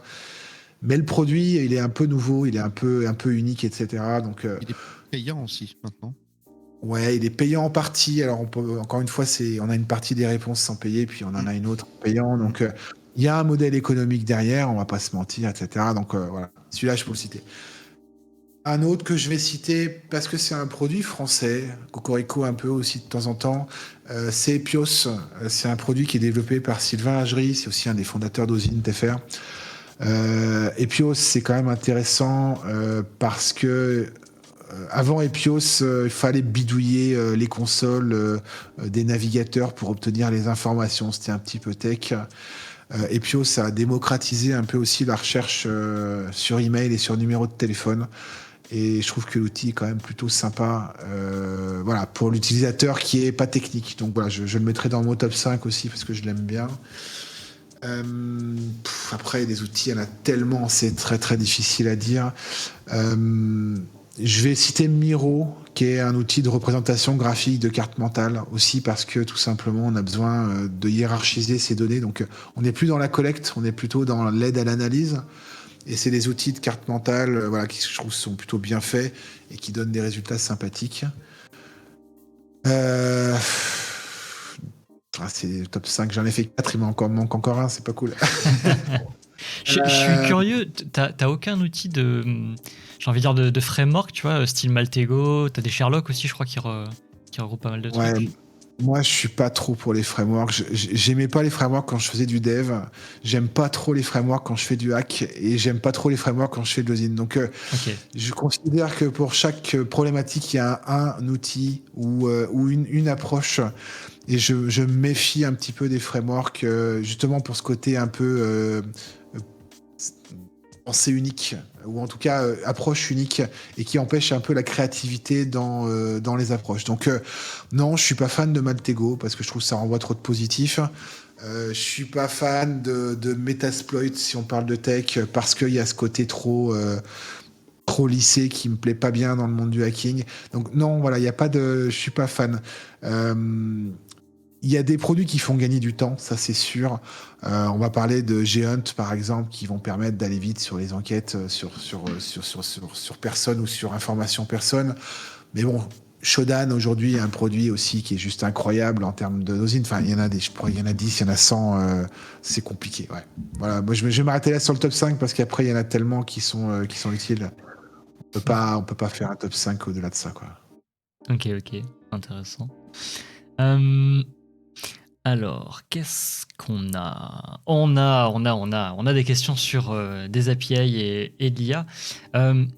Alors, on est rentré dans l'ère du GPT à toutes les sauces, hein, de toute façon. Question bête, est-ce que un chat GPT ça peut aider l'OSINT ? Et au-delà de ChatGPT, parce que c'est un modèle, est-ce que des intelligences du type GPT-4 qui est sorti maintenant, est-ce que c'est quelque chose qui va changer réellement le métier ? Est-ce que tu l'utilises ? Est-ce que ça a déjà été utilisé ? On en est où ? Aujourd'hui, il y a une limitation sur les IA, c'est qu'elles sont, en tout cas pour l'instant, déconnectées. Donc la quantité d'informations qu'elles ont accès est nécessairement limitée de fait. Ce ne sera pas toujours le cas, hein. Je pense qu'un jour ou l'autre, ça ne le sera plus d'ailleurs. Mais aujourd'hui, en fait, c'est comme ChatGPT, on va dire ça va être l'équivalent d'un tabloïd. Ça veut dire que ça va cracher de l'information, mais tout est soumis à doute et à vérification. Donc, le temps qu'on va gagner à obtenir l'info, on va le perdre à nettoyer et à vérifier l'info. Pour moi, aujourd'hui, ChatGPT, dans sa version actuelle, aujourd'hui, lundi 10 avril, est pas pertinent en termes d'OSINT. En tout cas, trop de risques à utiliser ce type de choses. En revanche, il y a un impact certain de ChatGPT 4 ou tout générateur d'images ou de photos aujourd'hui, parce que ces outils vont participer à la désinfo et vont avoir une influence sur la pratique de l'OSINT, qu'on le veuille ou non, à un moment donné. Voilà. Donc aujourd'hui, c'est très rigolo de voir le pape en doudoune. C'est la photo qu'on voit circuler depuis quelques jours. Oui. Quand demain, ça va être de la photo sérieuse sur des sujets d'actualité brûlants et sur lesquels il va falloir... on va passer des centaines d'heures à démêler le vrai du faux parce que ça va être pourri de choses qui viennent des IA. Donc oui, on peut pas ignorer aujourd'hui ce qu'on appelle des IA, si tant est que ça en soit, dans le monde de l'OSINT, parce que ça va avoir un impact en termes d'information, ça c'est certain.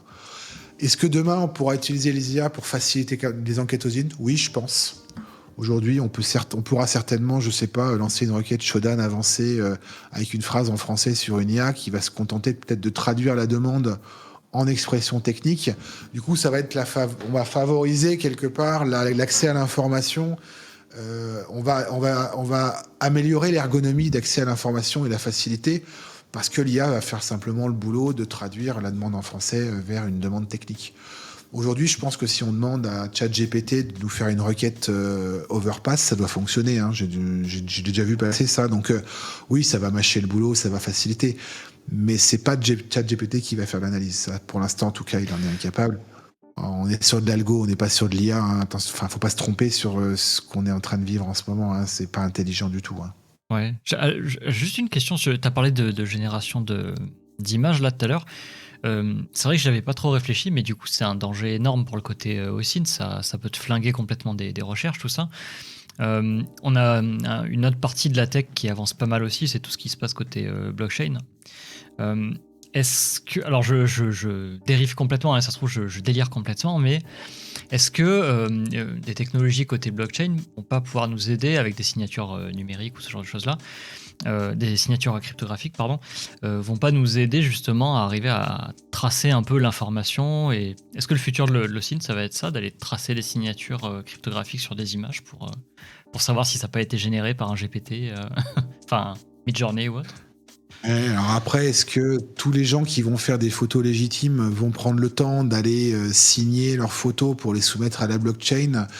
Ça se fait hein, aujourd'hui, notamment pour tout ce qui est gestion du droit d'auteur. Les photographes pros voilà, attestent de leur propriété intellectuelle à travers des signatures, ce qui permet d'ailleurs de faire du suivi derrière de contrefaçon. Hein. C'est les mêmes méthodes utilisées pour pouvoir repérer de la contrefaçon. Oui, ceux qui vont prendre la peine de signer leurs œuvres, entre guillemets, au sens juridique du terme, pourront faciliter le démêlage du vrai du faux versus ce qui va être généré par des IA en termes de désinformation. Mais je pense pas que ça soit... que ça devienne avant un bon moment la norme. C'est qu'il va falloir des années avant qu'on dise voilà, à partir du moment où je prends une photo, je la mets sur un réseau social, il faut que j'aille faire une empreinte dans une blockchain avant de la publier. Est-ce que les réseaux sociaux vont favoriser ce genre de choses en disant le premier qui soumet une signature a quelque part la primauté de la propriété, du coup on considère que sa photo est vraie devant le reste? Waouh, on n'y est pas encore. Hein. Il va se passer quelques années avant qu'Elon Musk s'intéresse à ça, hein, si je peux me permettre. Donc, et je suis même pas sûr que ça soit dans l'intérêt des réseaux sociaux. Alors là, je me projette un peu, je commence à faire un peu de politique, mais est-ce que c'est dans l'intérêt des réseaux sociaux de favoriser la propriété intellectuelle des trucs qui sont posés? Je vois Nomo qui est en train de faire non. Non, bah non. Est-ce que voilà. tu postes sur le réseau Bon, c'est quelque part, toutes ces générations font vivre les réseaux. Est-ce qu'ils vont se tirer une balle dans le pied en ne publiant que du vrai? Probablement pas. Donc, on est dans du philosophique déjà sur ce sujet-là. Oui, les gens qui vont faire attention à leur propriété ou à devoir justifier ou s'attendre à justifier de leur propriété de quelque chose vont passer probablement par effectivement des blockchains pour ça. Mais quand on voit que, je sais pas, les notaires s'y sont toujours pas mis pour les actes de propriété, c'est pas demain la veille que ça sera la norme. Je pense pas. Alors, attends, je prends. Désolé, Noubo, hein, je sais que j'empiète sur tes questions, mais ça m'intéresse. Vas-y, c'est très intéressant. Si on prend le problème à l'envers, c'est-à-dire, on l'a vu, t'as ChatGPT le 3 qui est sorti, ça a fait un boucan pas possible. Notamment pour tout ce qui était examen, résultats d'examen, etc. Parce que c'était un carnage hein, sur tout ce qui était QCM, enfin voilà, des réponses à apporter comme ça, des examens. Très rapidement, tu as eu des algos qui ont commencé à détecter les réponses que sortait ChatGPT pour pouvoir contrecarrer en fait la soumission de ce genre de fausses réponses. J'imagine qu'on a quand même des outils qui sont capables de plus ou moins de pister, savoir si ce sont des bots qui postent des choses, ce genre de choses-là. Est-ce que ça serait peut-être ça la solution, c'est-à-dire d'avoir des logiciels qui te permettent de passer ton image ou peu importe ta donnée à travers un filtre et de vérifier si c'est pas un truc qui a été créé, tu vois, par une IA, je sais pas, avec des signatures, avec un peu comme fait un antivirus aujourd'hui, avec toutes les faiblesses que ça comporte.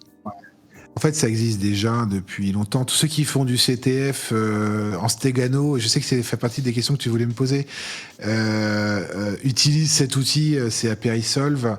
Aperisolve, notamment sur une image qui a pu être trafiquée ou montée ou assemblée, va sortir des aberrations graphiques ou chromatiques sur les photos.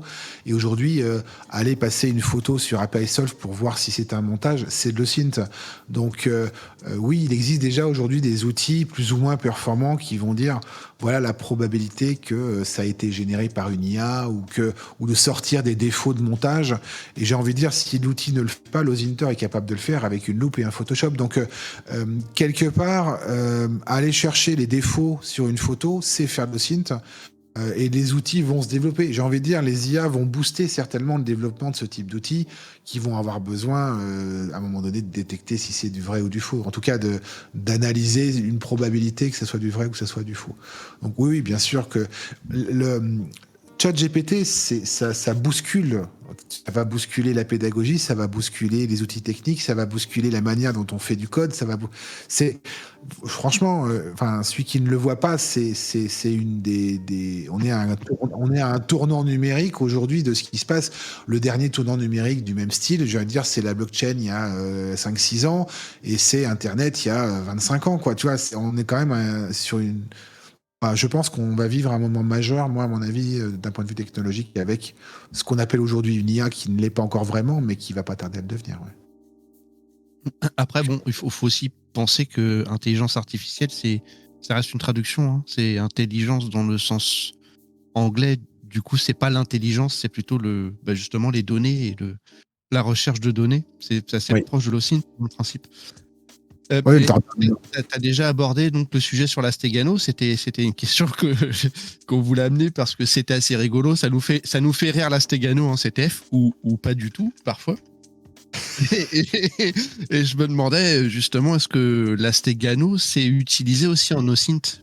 Et comme tu as commencé à en parler, je me demandais, elle est où cette limite de l'OSINT? Parce qu'à partir du moment où je vais vraiment creuser dans la photo pour aller extraire autre chose que des métadonnées, mais plutôt aller corriger ou reverse en fait ce qui est dedans, est-ce qu'on est toujours dans l'OSINT là? Alors, ça va dépendre de l'action à mener. La Stegano, c'est cacher un message dans un autre. Hein. Donc, ce sont des méthodes qui sont utilisées généralement généralement les criminels pour transmettre des messages aux yeux et à la barbe de ceux qui peuvent les surveiller. Donc, quand on commence à faire de la Stegano dans le cadre de ces recherches, on est déjà dans un certain milieu. La Stegano simple, elle n'existe pas. Généralement, elle est chiffrée derrière. Donc, pour moi, la Stegano et la crypto sont quand même étroitement liées.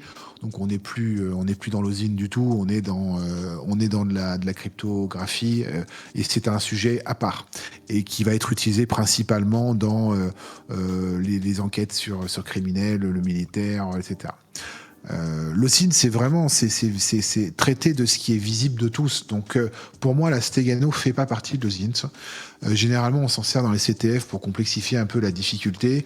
Nous, on le fait chez OSINT pour complexifier. Mais j'ai envie de dire, la démarche de comprendre un procédé stéganographique et de le trouver et de savoir le résoudre fait appel à des compétences OSINT. Donc c'est pas inintéressant d'un point de vue pédagogique de faire de la stég en disant si vous comprenez comment ça a été caché et chiffré, vous avez fait les recherches nécessaires pour trouver cette information et ça c'est de l'OSINT. Donc pour moi la stég c'est un outil pédagogique mais c'est pas du tout quelque chose qu'on va retrouver dans la vraie vie au niveau de l'OSINT. Donc ouais, pour moi, voilà, c'est rigolo, c'est intellectuellement intéressant, mais ça fait pas partie pour moi de l'application métier pro, en tout cas de l'OSINT. En tout cas, moi, j'en ai jamais rencontré dans les enquêtes que j'ai pu être amené à faire. C'est pas pertinent. Alors, je vais faire encore un pas en arrière. On en a fait beaucoup dans la soirée. J'ai lu du coup le livre blanc qui est sorti le 5 avril. Là, qui était très intéressant. Je conseille à tout le monde de lire si jamais vous voulez vous lancer un petit peu dans l'OSINT. C'est hyper pertinent, c'est très court à lire et il y a l'essentiel dedans. Et j'ai une double question. Donc, si j'accède à un leak, mais j'ai pas été creusé dans un truc illégal, hein, mais bon, bah voilà, il y a un leak qui est passé sur LinkedIn. Est-ce que je peux m'en servir ? J'ai à peu près ma réponse déjà. Et maintenant, ma deuxième question, c'est vraiment pour m'exercer à l'OSINT, ou pour exercer de l'OSINT, est-ce que j'ai le droit de scraper des sites web en entier ? Justement, exfiltrer des métadonnées des photos que je trouve en ligne, tous ces trucs-là, est-ce que c'est pas déjà être dans l'illégalité, ça ? Alors, la première question, la réponse elle est simple, c'est non. Voilà, sans autre forme de procès. Les données d'une data leak ont été acquises illégalement. À partir du moment où vous les téléchargez, c'est recel de données illégales. C'est à peu près le même tarif. Donc la réponse est simplement non. Et excuse-moi, et du coup, faire un post LinkedIn sur ce même leak, on n'est pas dans le recel ? Oui, diffuser une data leak sur un réseau social, c'est du recel. C'est même au-delà du recel, il y a pas que ça. Je vous renvoie au livre blanc, mais il y a la notion d'œuvre sur la base de données concernée. C'est-à-dire qu'en faisant ça, vous flouez le hacker qui a créé la base de données. Il peut se retourner contre vous, théoriquement. Et puis surtout, vous avez le RGPD, c'est-à-dire que vous avez les données des personnes concernées, vous avez leur exposition au grand public avec des risques de doxing. Donc oui, toutes les lumières sont en rouge. Donc aujourd'hui, publier une data leak sans masquer correctement les données, c'est un gros risque. J'ai envie de dire, même publier une data leak, c'est un risque. Moi, je le prends parce que je pense que l'information est importante dans le monde de la donnée personnelle et de la cyber. Peut-être qu'un jour, j'aurai la gendarmerie à l'entrée de chez moi parce que j'aurais publié le mauvais truc au mauvais moment. Je fais attention, j'essaie de ne pas me tromper, mais oui, ça fait partie des sujets un peu touchy. Et puis surtout, les entreprises incriminées n'aiment pas ça du tout. J'ai eu quelques cas, moi, de sévères intimidations d'entreprises qui m'ont demandé de retirer mes posts parce que commercialement, ça pouvait poser un problème. Et c'est vrai, hein, bien sûr. Mais voilà, l'information publique, l'intérêt privé, on est dans les cas éthiques, hein, et là encore la subjectivité la plus complète. Donc, je vous reparlerai à la fin d'un cas qui m'est arrivé dans les questions finales, c'est sur ce sujet-là justement. Et ça, c'était ta première question sur les data leaks. Ouais. Le reste, c'était scraper les sites web et exfiltrer les métadonnées des photos en ligne, en fait.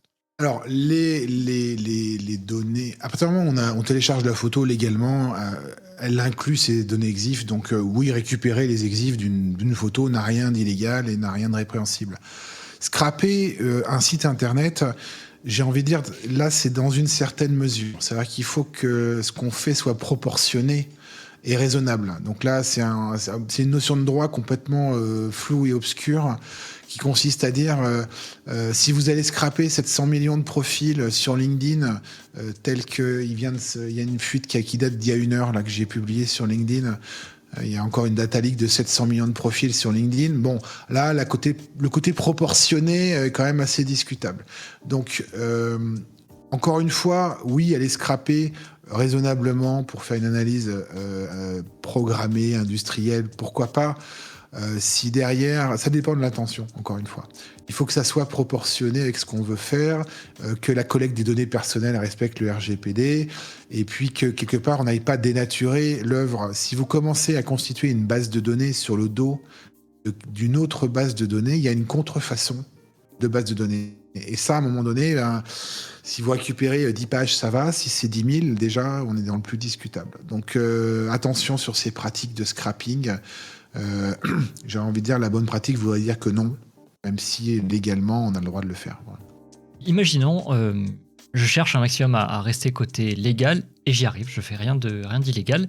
Tu nous as quand même dit tout à l'heure qu'il y avait des risques, suivant ce sur quoi on enquêtait, les sujets, les personnes, etc. Tu nous as parlé d'obsèques aussi, c'est un terme qui est très important. Est-ce qu'on a des livres blancs là-dessus? Alors, je ne sais pas si le livre blanc qui est sorti parle d'obsèques précisément. Comment est-ce qu'on peut faire si on est un jeune OSINTer et qu'on a envie de se protéger un peu et de mettre tout ça à niveau? Alors, le livre blanc, non, on ne parle pas du tout de ça. Et c'est vraiment le cadre légal. Donc, c'est pas un sujet qui a été abordé.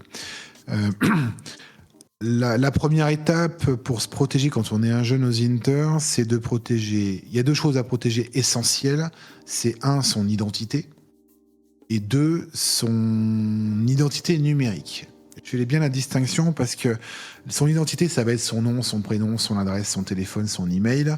Et son identité numérique, ça va être essentiellement son adresse IP. 2 risques différents. Le premier, c'est un risque qui peut être physique ou moral.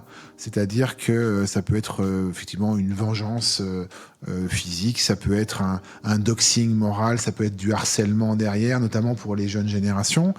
L'identité numérique, le risque, ça va être l'intrusion informatique, ça va être le DDoS, ça va être la vengeance numérique, ça peut être... Voilà. Donc, c'est les deux éléments essentiels dans sa propre protection, c'est son identité et son IP. Je schématise, mais en gros, c'est ça qu'il faut protéger. Donc, pour chacun de ces 2 cas, il y a des choses à faire. Si on parle de l'identité, on parlait des sock puppets tout à l'heure, cacher son identité avec des sock puppets, ça fait partie des préconisations.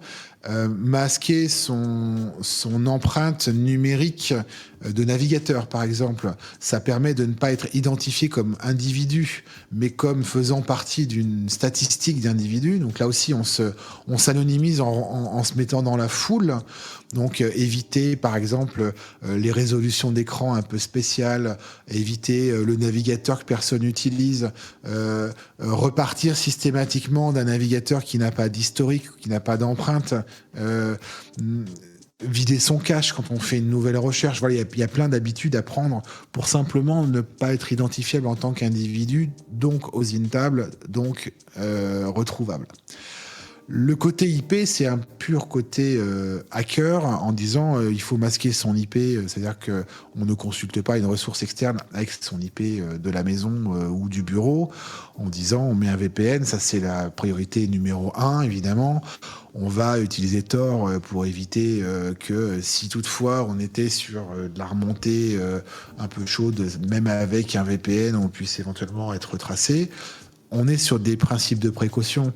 C'est pas demain la veille que Proton VPN va fournir l'adresse IP demandeur d'un VPN sortant. Donc, il y a un côté parano chez l'OSINTer et chez les mecs qui font de la cyber en général, ça c'est acté. Mais il y a un côté aussi dire on applique des principes de précaution. Et quand on doit être prudent, on doit appliquer des principes de précaution. Après, on va aussi, pour protéger son IP, on va aussi faire attention à là où on va aller, tout simplement, en disant s'il y a une source qui est vraiment chaude, on va peut-être doubler les protections, multiplier les protections. On va utiliser des adresses email, par exemple, qui n'ont pas de rapport les unes avec les autres, pour éviter simplement que on puisse pivoter d'un sock puppet à un autre.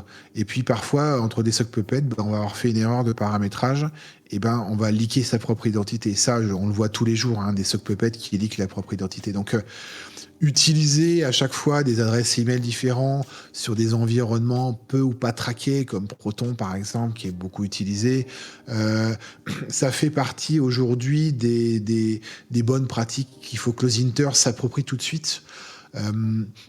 Utiliser par exemple une virtualisation, ça me semble fait partie des basiques, tout simplement parce que quand on va sur le dark et qu'on télécharge un truc, il y a une chance sur deux que ça soit un virus. Si on peut éviter de se faire pwn sa machine principale, on segmente encore une fois le risque.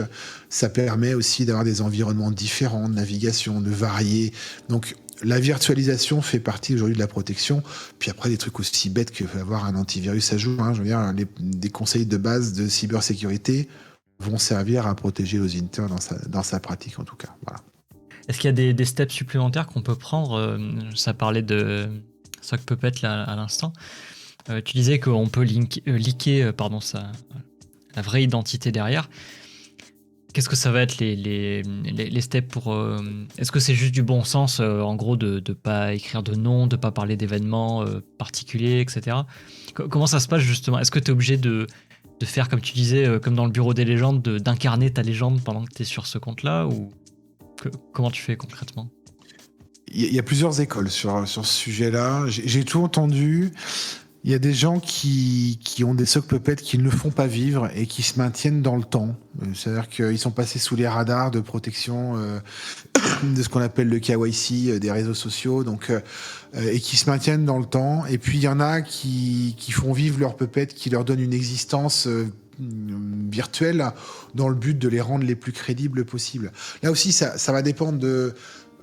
Aujourd'hui, par exemple, si on va enquêter sur des personnes réelles et qu'on a un sock puppet qui a été créé la veille, bien sûr que ça va attirer l'attention, et on va attirer l'attention sur le fait que c'est un sock puppet. Alors que si le truc il a un an de vie et qu'il a une pseudo-activité quasi humaine de je fais des likes, j'interviens, je poste des conneries, etc., le truc va paraître... Tout dépend de savoir si on cherche simplement à être anonyme sur un réseau social, mais qu'on s'en fout que le sock puppet soit détecté en tant que de sock puppet, ou si réellement on a la nécessité de ne pas être détecté en tant que sock puppet.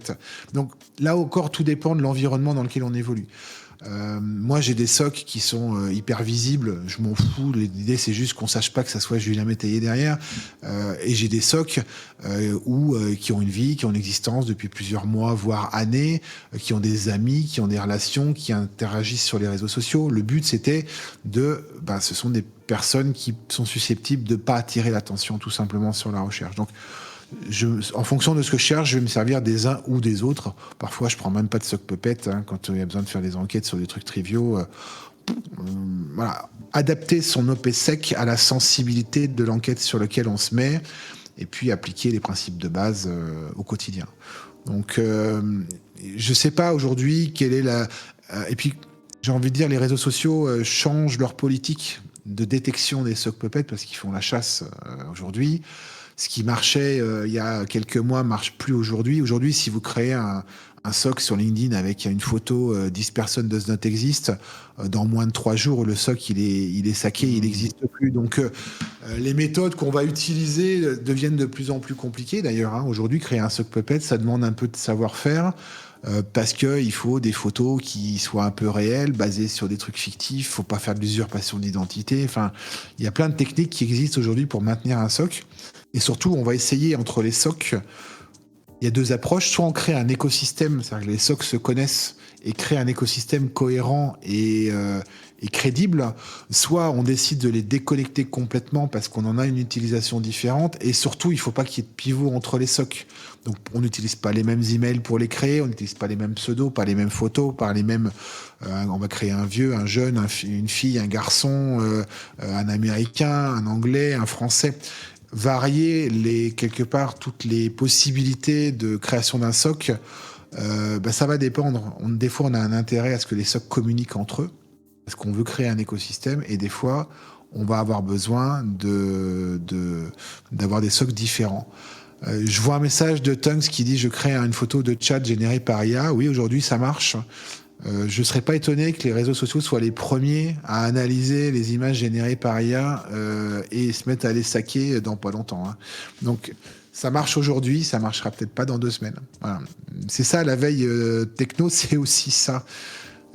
Et je vais poser une question ouverte volontairement, mais jouer avec les CGU des réseaux sociaux, est-ce que c'est vraiment éthique ? Qu'est-ce qui va primer ? Les réseaux sociaux, est-ce que c'est vraiment éthique ? Ouais, c'est ce que j'allais Ouais. dire. C'est une bonne question, vous avez 4 heures. Mais voilà, c'est. Moi, je privilégie la protection de l'enquêteur devant les réseaux sociaux. Là, je vais engager ma conviction personnelle. Hein, c'est de dire aujourd'hui, je pense que les réseaux sociaux sont tellement pas éthiques sur ce qu'ils font des données qu'on leur soumet que j'ai envie de dire c'est de bonne guerre d'essayer de tricher un peu avec les SOC. Du moment qu'on ne nuit pas à des personnes réelles. Perso, moi, ça me fait pas ni chaud ni froid que les CGV de Facebook ou de LinkedIn soient un peu entravés, quoi. Oui, puis après, si tu crées même 10 comptes par pratiquant de l'OSINT, je pense qu'on est à milieu de ce qui se fait niveau botting, spam, etc. Donc, Voilà, on reste tendu. Puis l'intention étant bienveillante, moi je dors bien la nuit sur ces sujets-là en tout cas. Bon, bah, très bien. J'aimerais aller sur un sujet un petit peu différent maintenant. J'aimerais qu'on lie OSINT et l'État. Et pour commencer là-dessus, j'aimerais te poser une question. C'est, à ton avis, est-ce que les employés de l'État, à tout niveau, sont formés au risque de l'OSINT ? J'ai entendu ça d'un Twitch précédent d'un OSINTer qui s'appelle Baptiste Robert. D'ailleurs, si vous ne le suivez pas, c'est intéressant de voir ce qu'il fait. Qui disait qu'on estime qu'entre 20 et 60% du renseignement classique vient aujourd'hui de l'OSINT. Je pense que c'est une réalité. Et qu'aujourd'hui, ce qu'on obtenait autrefois en UMINT ou en espionnage simple se fait tout simplement par les réseaux. Ce que j'ignore en revanche, et ce que je pense aujourd'hui personne n'a réellement la réponse, c'est quelle est la part de renseignement illégal en ligne que peuvent faire ce type de services. On sait que certains services d'État, en particulier le premier cercle, peuvent tout à fait s'affranchir de certains règlements, de certaines lois. Donc ils ont des prérogatives qui ne sont pas celles du citoyen honnête que je suis. Donc oui, bien sûr, aujourd'hui, je trouverais extrêmement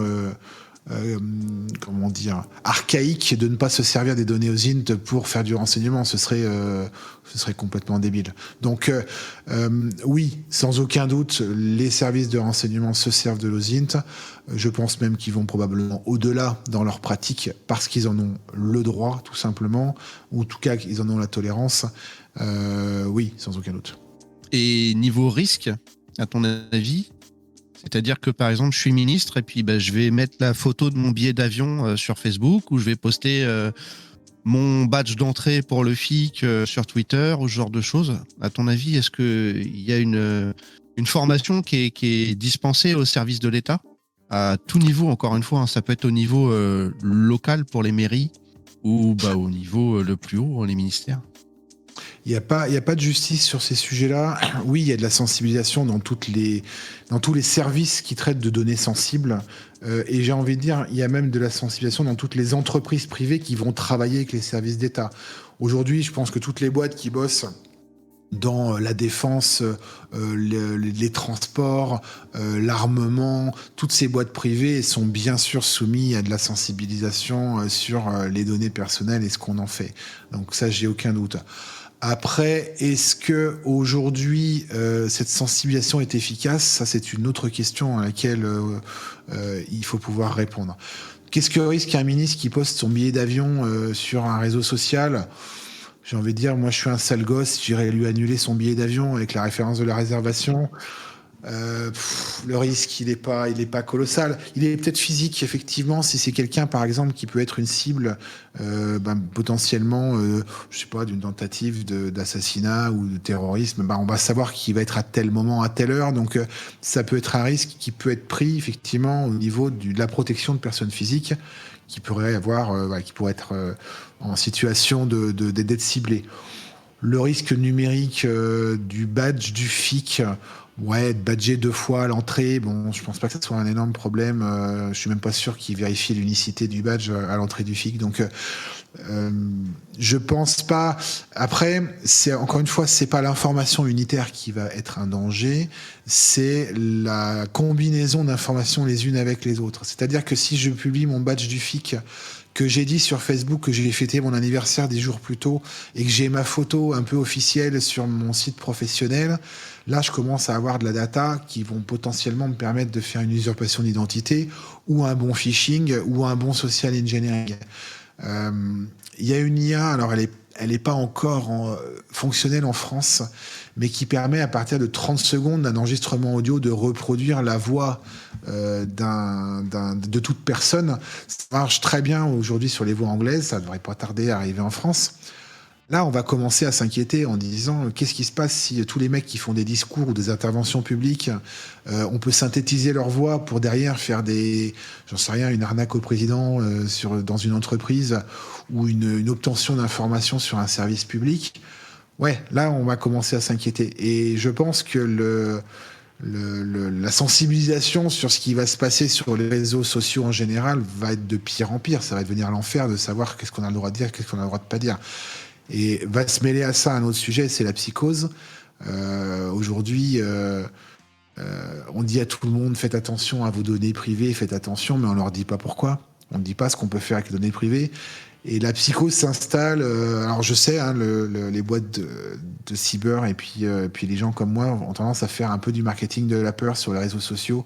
Mais c'est volontaire parce qu'on a envie aussi que la prise de conscience se fasse plus vite. Mais est-ce qu'on se trompe vraiment ? Ce qu'on est en train d'annoncer est en train de se passer et ça va pas s'arranger, moi j'en suis persuadé. Donc je pense que ça va devenir compliqué de savoir qu'est-ce qu'on en peut dire et qu'est-ce qu'on peut pas dire sur un réseau social.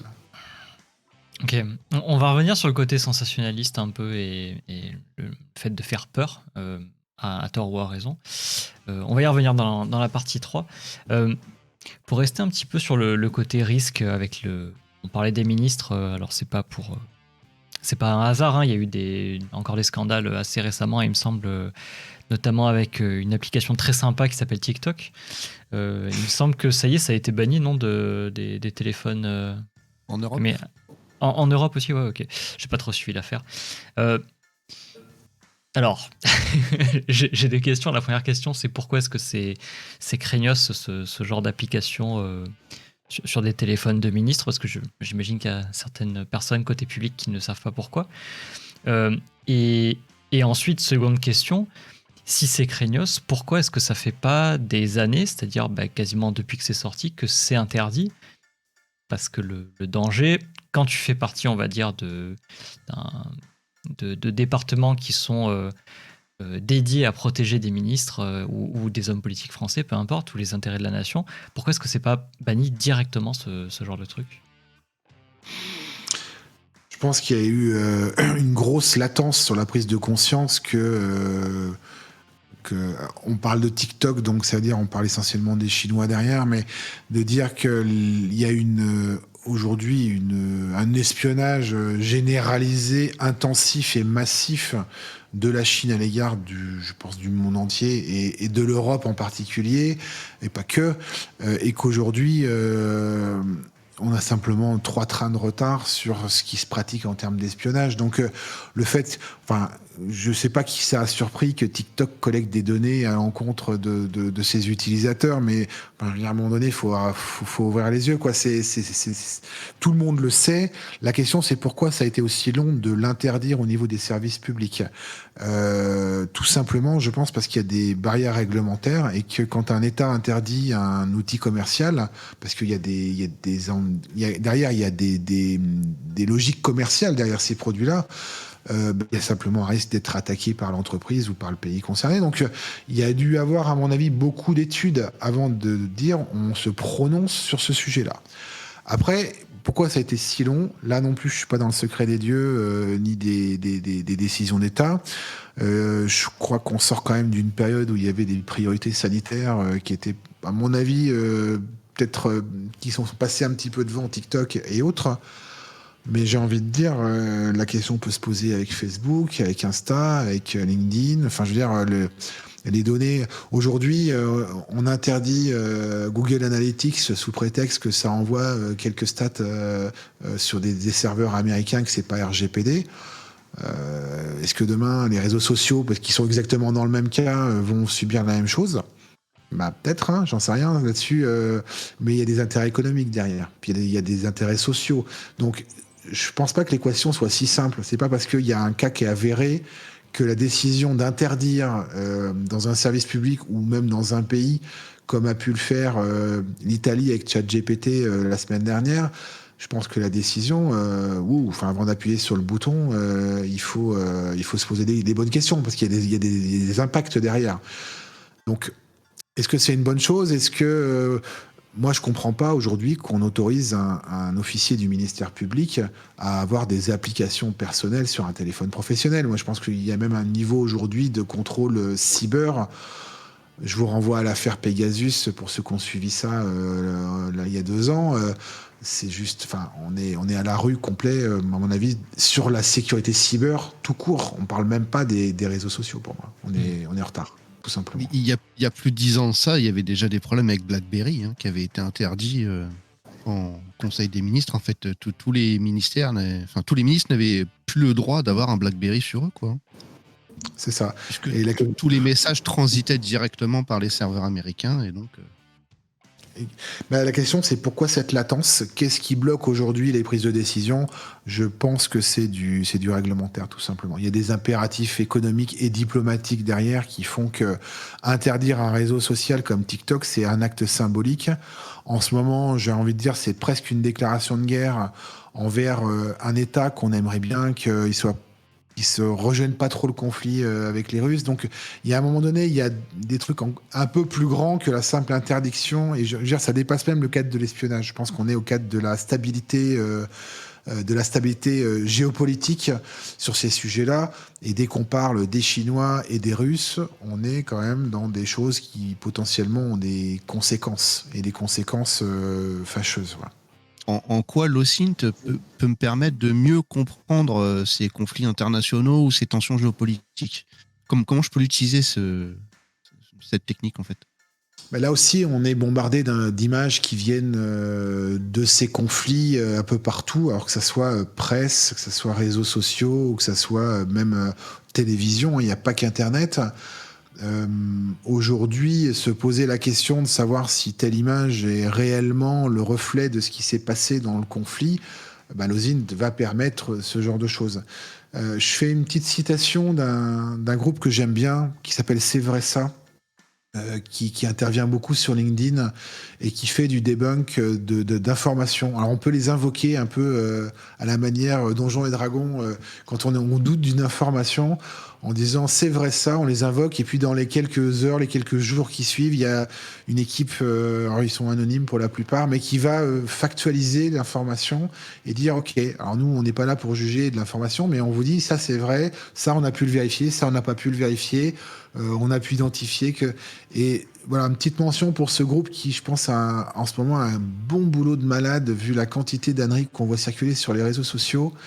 Et l'OSINT, bien sûr, c'est l'outil numéro 1 pour faire ce genre de choses et dire, voilà, quand j'ai un doute sur une info, qu'elle vienne d'une source fiable ou pas fiable, je peux la vérifier. Donc ça me permet quand même d'être un petit peu moins manipulable, on va dire. Et je dis pas par qui, encore une fois, je jette pas la pierre ni sur une chaîne de télé, ni sur une source, ni sur un pays, je fais pas de politique, mais il y a aujourd'hui de la désinformation, c'est un fait, quelle que soit son origine, sans protéger, moi je pense que c'est quand même une bonne idée aujourd'hui. On en a parlé un tout petit peu tout à l'heure, quand on parlait de Threat Intel, d'aller se renseigner donc sur les nouvelles formes de menaces grâce à l'OSINT. Est-ce que c'est quelque chose qui existe aussi aujourd'hui, alors que ce soit côté gouvernement, enfin côté État ou côté peut-être entreprise privée, d'aller observer des groupes de cybercriminels ou des groupes activistes, extrémistes, peu importe l'orientation, d'utiliser l'OSINT pour entre guillemets surveiller ces groupes et peut-être pouvoir s'adapter ou pouvoir prédire certaines attaques, ce genre de choses-là? Oui, ben, je pense que sur la plupart des groupes Telegram des APT, il y a plus de mecs du renseignement que de mecs de l'APT, ça fait aucun doute. Après, voilà, je veux dire, c'est le jeu du chat et de la souris. Ça veut dire que quelque part, ces groupes communiquent volontairement à destination des gens qui les écoutent, donc vont probablement orienter aussi l'information de la manière dont ça les arrange. Donc, j'ai envie de dire, c'est le chat, voilà, c'est un peu le chat et la souris qui vont se parler les uns les autres. Oui, bien sûr, que ça soit dans le monde de la CTI, du risque économique, de l'ingérence économique ou ou du terrorisme, la surveillance de ces groupes fait partie des tâches de tous les pays et de tous les services de renseignement. Enfin, c'est même leur tâche principale. Et d'identifier aujourd'hui les traces OSINT que peuvent laisser ces groupes sur la toile. Encore une fois, ce serait vraiment dommage de s'en priver. Si c'est pas le cas, il faudrait vraiment se mettre à l'heure du 21e siècle, quoi. Donc, oui, sans gros doute, je pense que tout ça est considérablement utilisé. Après, quelle est la capacité, on va dire, d'un service de 1000 personnes à surveiller peut-être 10 fois ou 50 fois ou 100 fois plus de cybermalveillance? Je pense qu'il y a un manque de moyens évident aussi aujourd'hui.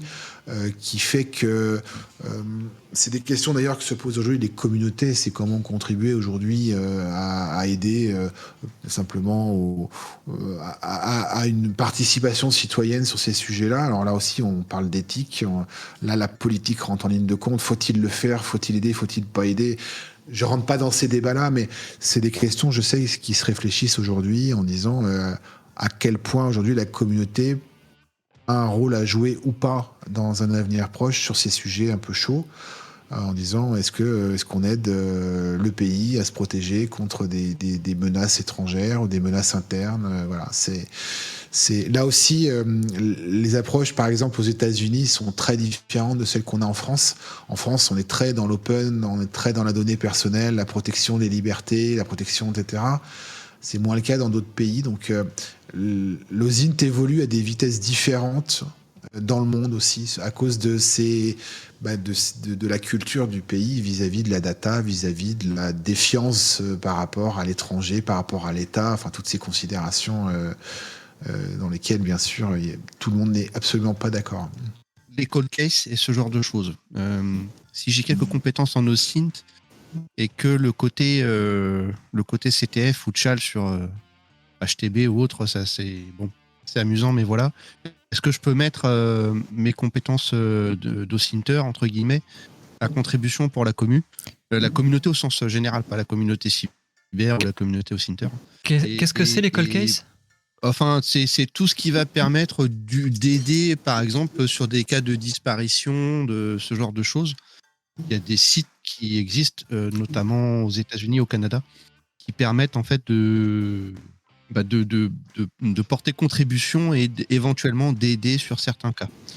Et j'aimerais savoir ce que tu penses de ce genre de choses et est-ce que c'est quelque chose qui serait bon de développer ou pas?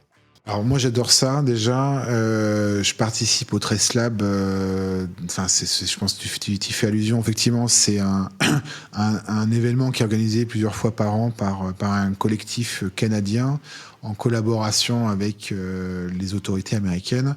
Effectivement, on va mener des recherches au SINT sur des personnes disparues. Alors on parle bien de personnes disparues, pas de personnes recherchées. Hein. Donc il y a quand même ce qu'on appelle les Yellow Notice. Ça n'existe pas aujourd'hui de manière organisée en France.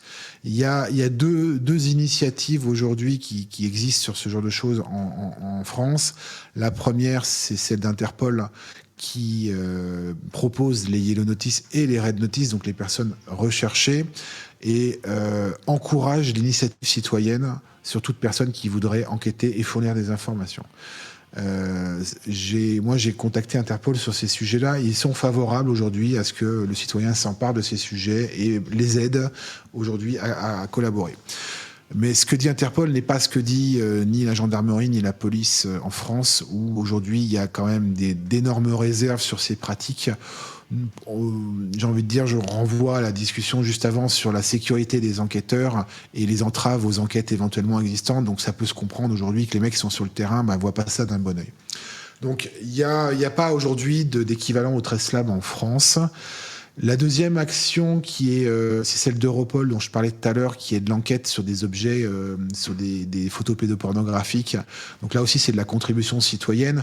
Alors là, on est moins sur de l'enquête de personnes, donc c'est vrai que c'est un peu plus, acceptable d'un point de vue éthique. Mais aujourd'hui, c'est pas des sujets sur lesquels, en France, il y a un gros engouement des autorités pour proposer ça. Ils sont pas chauds du tout. Ça fait partie des sujets dont on discute dans les communautés et avec les services concernés. Pour l'instant, c'est très froid. Est-ce qu'on aimerait que ça arrive? Oui, bien sûr. Pas n'importe comment. Là aussi, l'idée, c'est pas que tout le monde fasse n'importe quoi dans son coin. Ça va être la même polémique en fait que pour les challenges et la gamification. Faut-il aujourd'hui donner accès à ce type de pratique à tout le monde n'importe comment? La réponse c'est non, clairement pas. Est-ce qu'on est capable de former suffisamment les gens qui vont y participer ou d'encadrer l'éthique dans laquelle c'est fait? Probablement. TrustLab, par exemple, l'intégralité des informations qui sont remontées, elles sont soumises à un juge qui va juger de la pertinence de l'information, qui va qualifier ou refuser l'information. C'est-à-dire qu'il y a un organisme quelque part de filtrant des informations qui sont remontées pour que ce qui soit ensuite transmis au service de police soit de qualité correcte. Mais par contre, la manière dont se protègent les enquêteurs sur ces cas-là, il n'y a rien qui est contrôlé. Donc il y a un danger assez pratique, ça c'est certain. Maintenant, c'est ça aussi qui va faire progresser la discipline. Ça peut aussi faire retrouver des personnes qui seraient disparues. Mais on va se heurter toujours à cette spécificité française qui est le droit à la disparition en France aujourd'hui qui... je sais pas trop comment aujourd'hui on va contourner cet écueil en disant quelqu'un qui veut pas être retrouvé, c'est son droit. Donc il y a du réglementaire à mon avis à abattre avant et beaucoup de politique. Est-ce qu'il y a une sorte de R&D côté OSINT qui existe et j'ai envie de dire, est-ce que c'est quelque chose que tu as déjà constaté, vu et qui est efficace aujourd'hui? Alors les commus suivent vachement l'actualité OSINT. Là pour le coup, alors, Twitter est une bonne source, les Discord des communautés sont également une très bonne. Au-delà du fait de publier l'arrivée d'un nouvel outil, d'une nouvelle méthode, il y a aussi après les discussions sur comment l'utiliser. Donc c'est intéressant d'aujourd'hui de se rapprocher des gens qui vont pratiquer pour simplement partager un retour d'expérience. Des outils en sortent 10 par jour. Moi, j'ai absolument pas le temps de tous les tester, de voir celui qui est bien, celui qui va répondre. Donc souvent, on va tester aussi pendant les enquêtes. Tiens, je vais tester celui-là aujourd'hui, je vais voir les résultats qu'il donne par rapport à ce que j'utilise d'habitude. Donc, oui, il y a de la veille technologique qui est faite. Est-ce qu'elle est très structurée? Non, pas vraiment. Il y avait autrefois une initiative qui s'appelait The OSINT Framework qui avait référencé un petit peu les différents outils en fonction des informations sur lesquelles on travaillait, mais il est plus très maintenu. Donc le travail qui a été fait il y a quelques années, il n'est plus forcément pérenne. Et ce que je disais, les outils, ils meurent, ils naissent tous les jours, ils meurent. Les réseaux sociaux se protègent, les API aussi. Donc tout ça est très mouvant et demande un suivi. Pour rester au top en termes d'outils, ça demande quand même de faire de la veille et puis de se tenir informé. Et pour ça, il n'y a quand même pas mieux que les réseaux sociaux pour le partage de connaissances, en tout cas. Il y a des mecs vraiment qui... Comment dire, très concrètement, qui vont aller creuser pour trouver de nouveaux dorks, de nouvelles, façons de filtrer, des outputs de GPT pour aller retrouver des rapports confidentiels de Samsung, par exemple, des trucs comme ça. Il y a des mecs qui passent leur journée à creuser ce genre de... pour avoir des nouvelles sources ou quoi, ouais. Oui, sans aucun doute. Puis, après, c'est la curiosité qui va faire la différence. Mais ce matin, je suis allé sur un site de mindmap que je citerai pas, et je me suis rendu compte qu'il y avait toute une section publique. C'est-à-dire qu'il y a plein de gens qui sont allés faire leur mindmap. Alors, ça va être pour leur projet d'études, pour leur présentation de la prochaine réunion. Des fois, c'est absolument rien. Mais il y a des milliers de schémas parfois hyper touchy, avec des données personnelles dessus. Il y a des données d'entreprise, mais il suffit, là, tu peux passer ta vie à aller chercher des informations. C'est de l'open source. J'ai pas dorqué, j'ai même pas tapé une requête sur Google. Je suis allé sur une zone publique identifiée comme publique où j'ai le droit d'aller chercher ces infos. Le fait qu'il y ait des infos confidentielles dessus, est-ce légal, est-ce OSINT? Pas sûr. Mais par contre, mine d'informations sans aucun doute. Donc, oui, il y a des gens qui, comme ça, passent leur temps à aller chercher des infos un peu cachées, un peu des nouvelles techniques, des nouvelles méthodes. J'ai pas en tête de profil qui va être spécifiquement le plus aguerri dans la nouveauté. Il y a encore une fois, il y a un travail des gens qui bossent dans l'OSINT ou qui sont passionnés d'OSINT, qui vont décider de partager leurs découvertes du moment. Des fois, ça va être l'un, des fois, ça va être l'autre. Il n'y a pas de centralisation de ces sujets-là aujourd'hui qui va être un peu au-dessus de l'eau. Je crois pas. J'ai envie de dire, la recherche d'outils et la recherche de méthodos, c'est déjà de l'OSINT. Donc, chaque OSINTer va se faire sa toolbox perso. Ma toolbox ressemble pas à celle de mon voisin ou à celle de l'autre. Donc, quelque part, faire sa toolbox, c'est déjà se faire plaisir. C'est un peu comme tu fais ta stack de pentester. Tu as tes outils que tu aimes bien et puis tu vas en essayer d'autres à l'occasion. Mais c'est pas la même que celle du voisin. C'est pareil pour l'OSINT. Tu vas te composer ta stack d'outils que tu as l'habitude d'utiliser, avec lesquels tu vas vite. Et occasionnellement, tu vas essayer des nouveaux trucs parce que tu suis un mec qui t'a dit tiens, ça c'est pas mal dans ce cas-là, etc.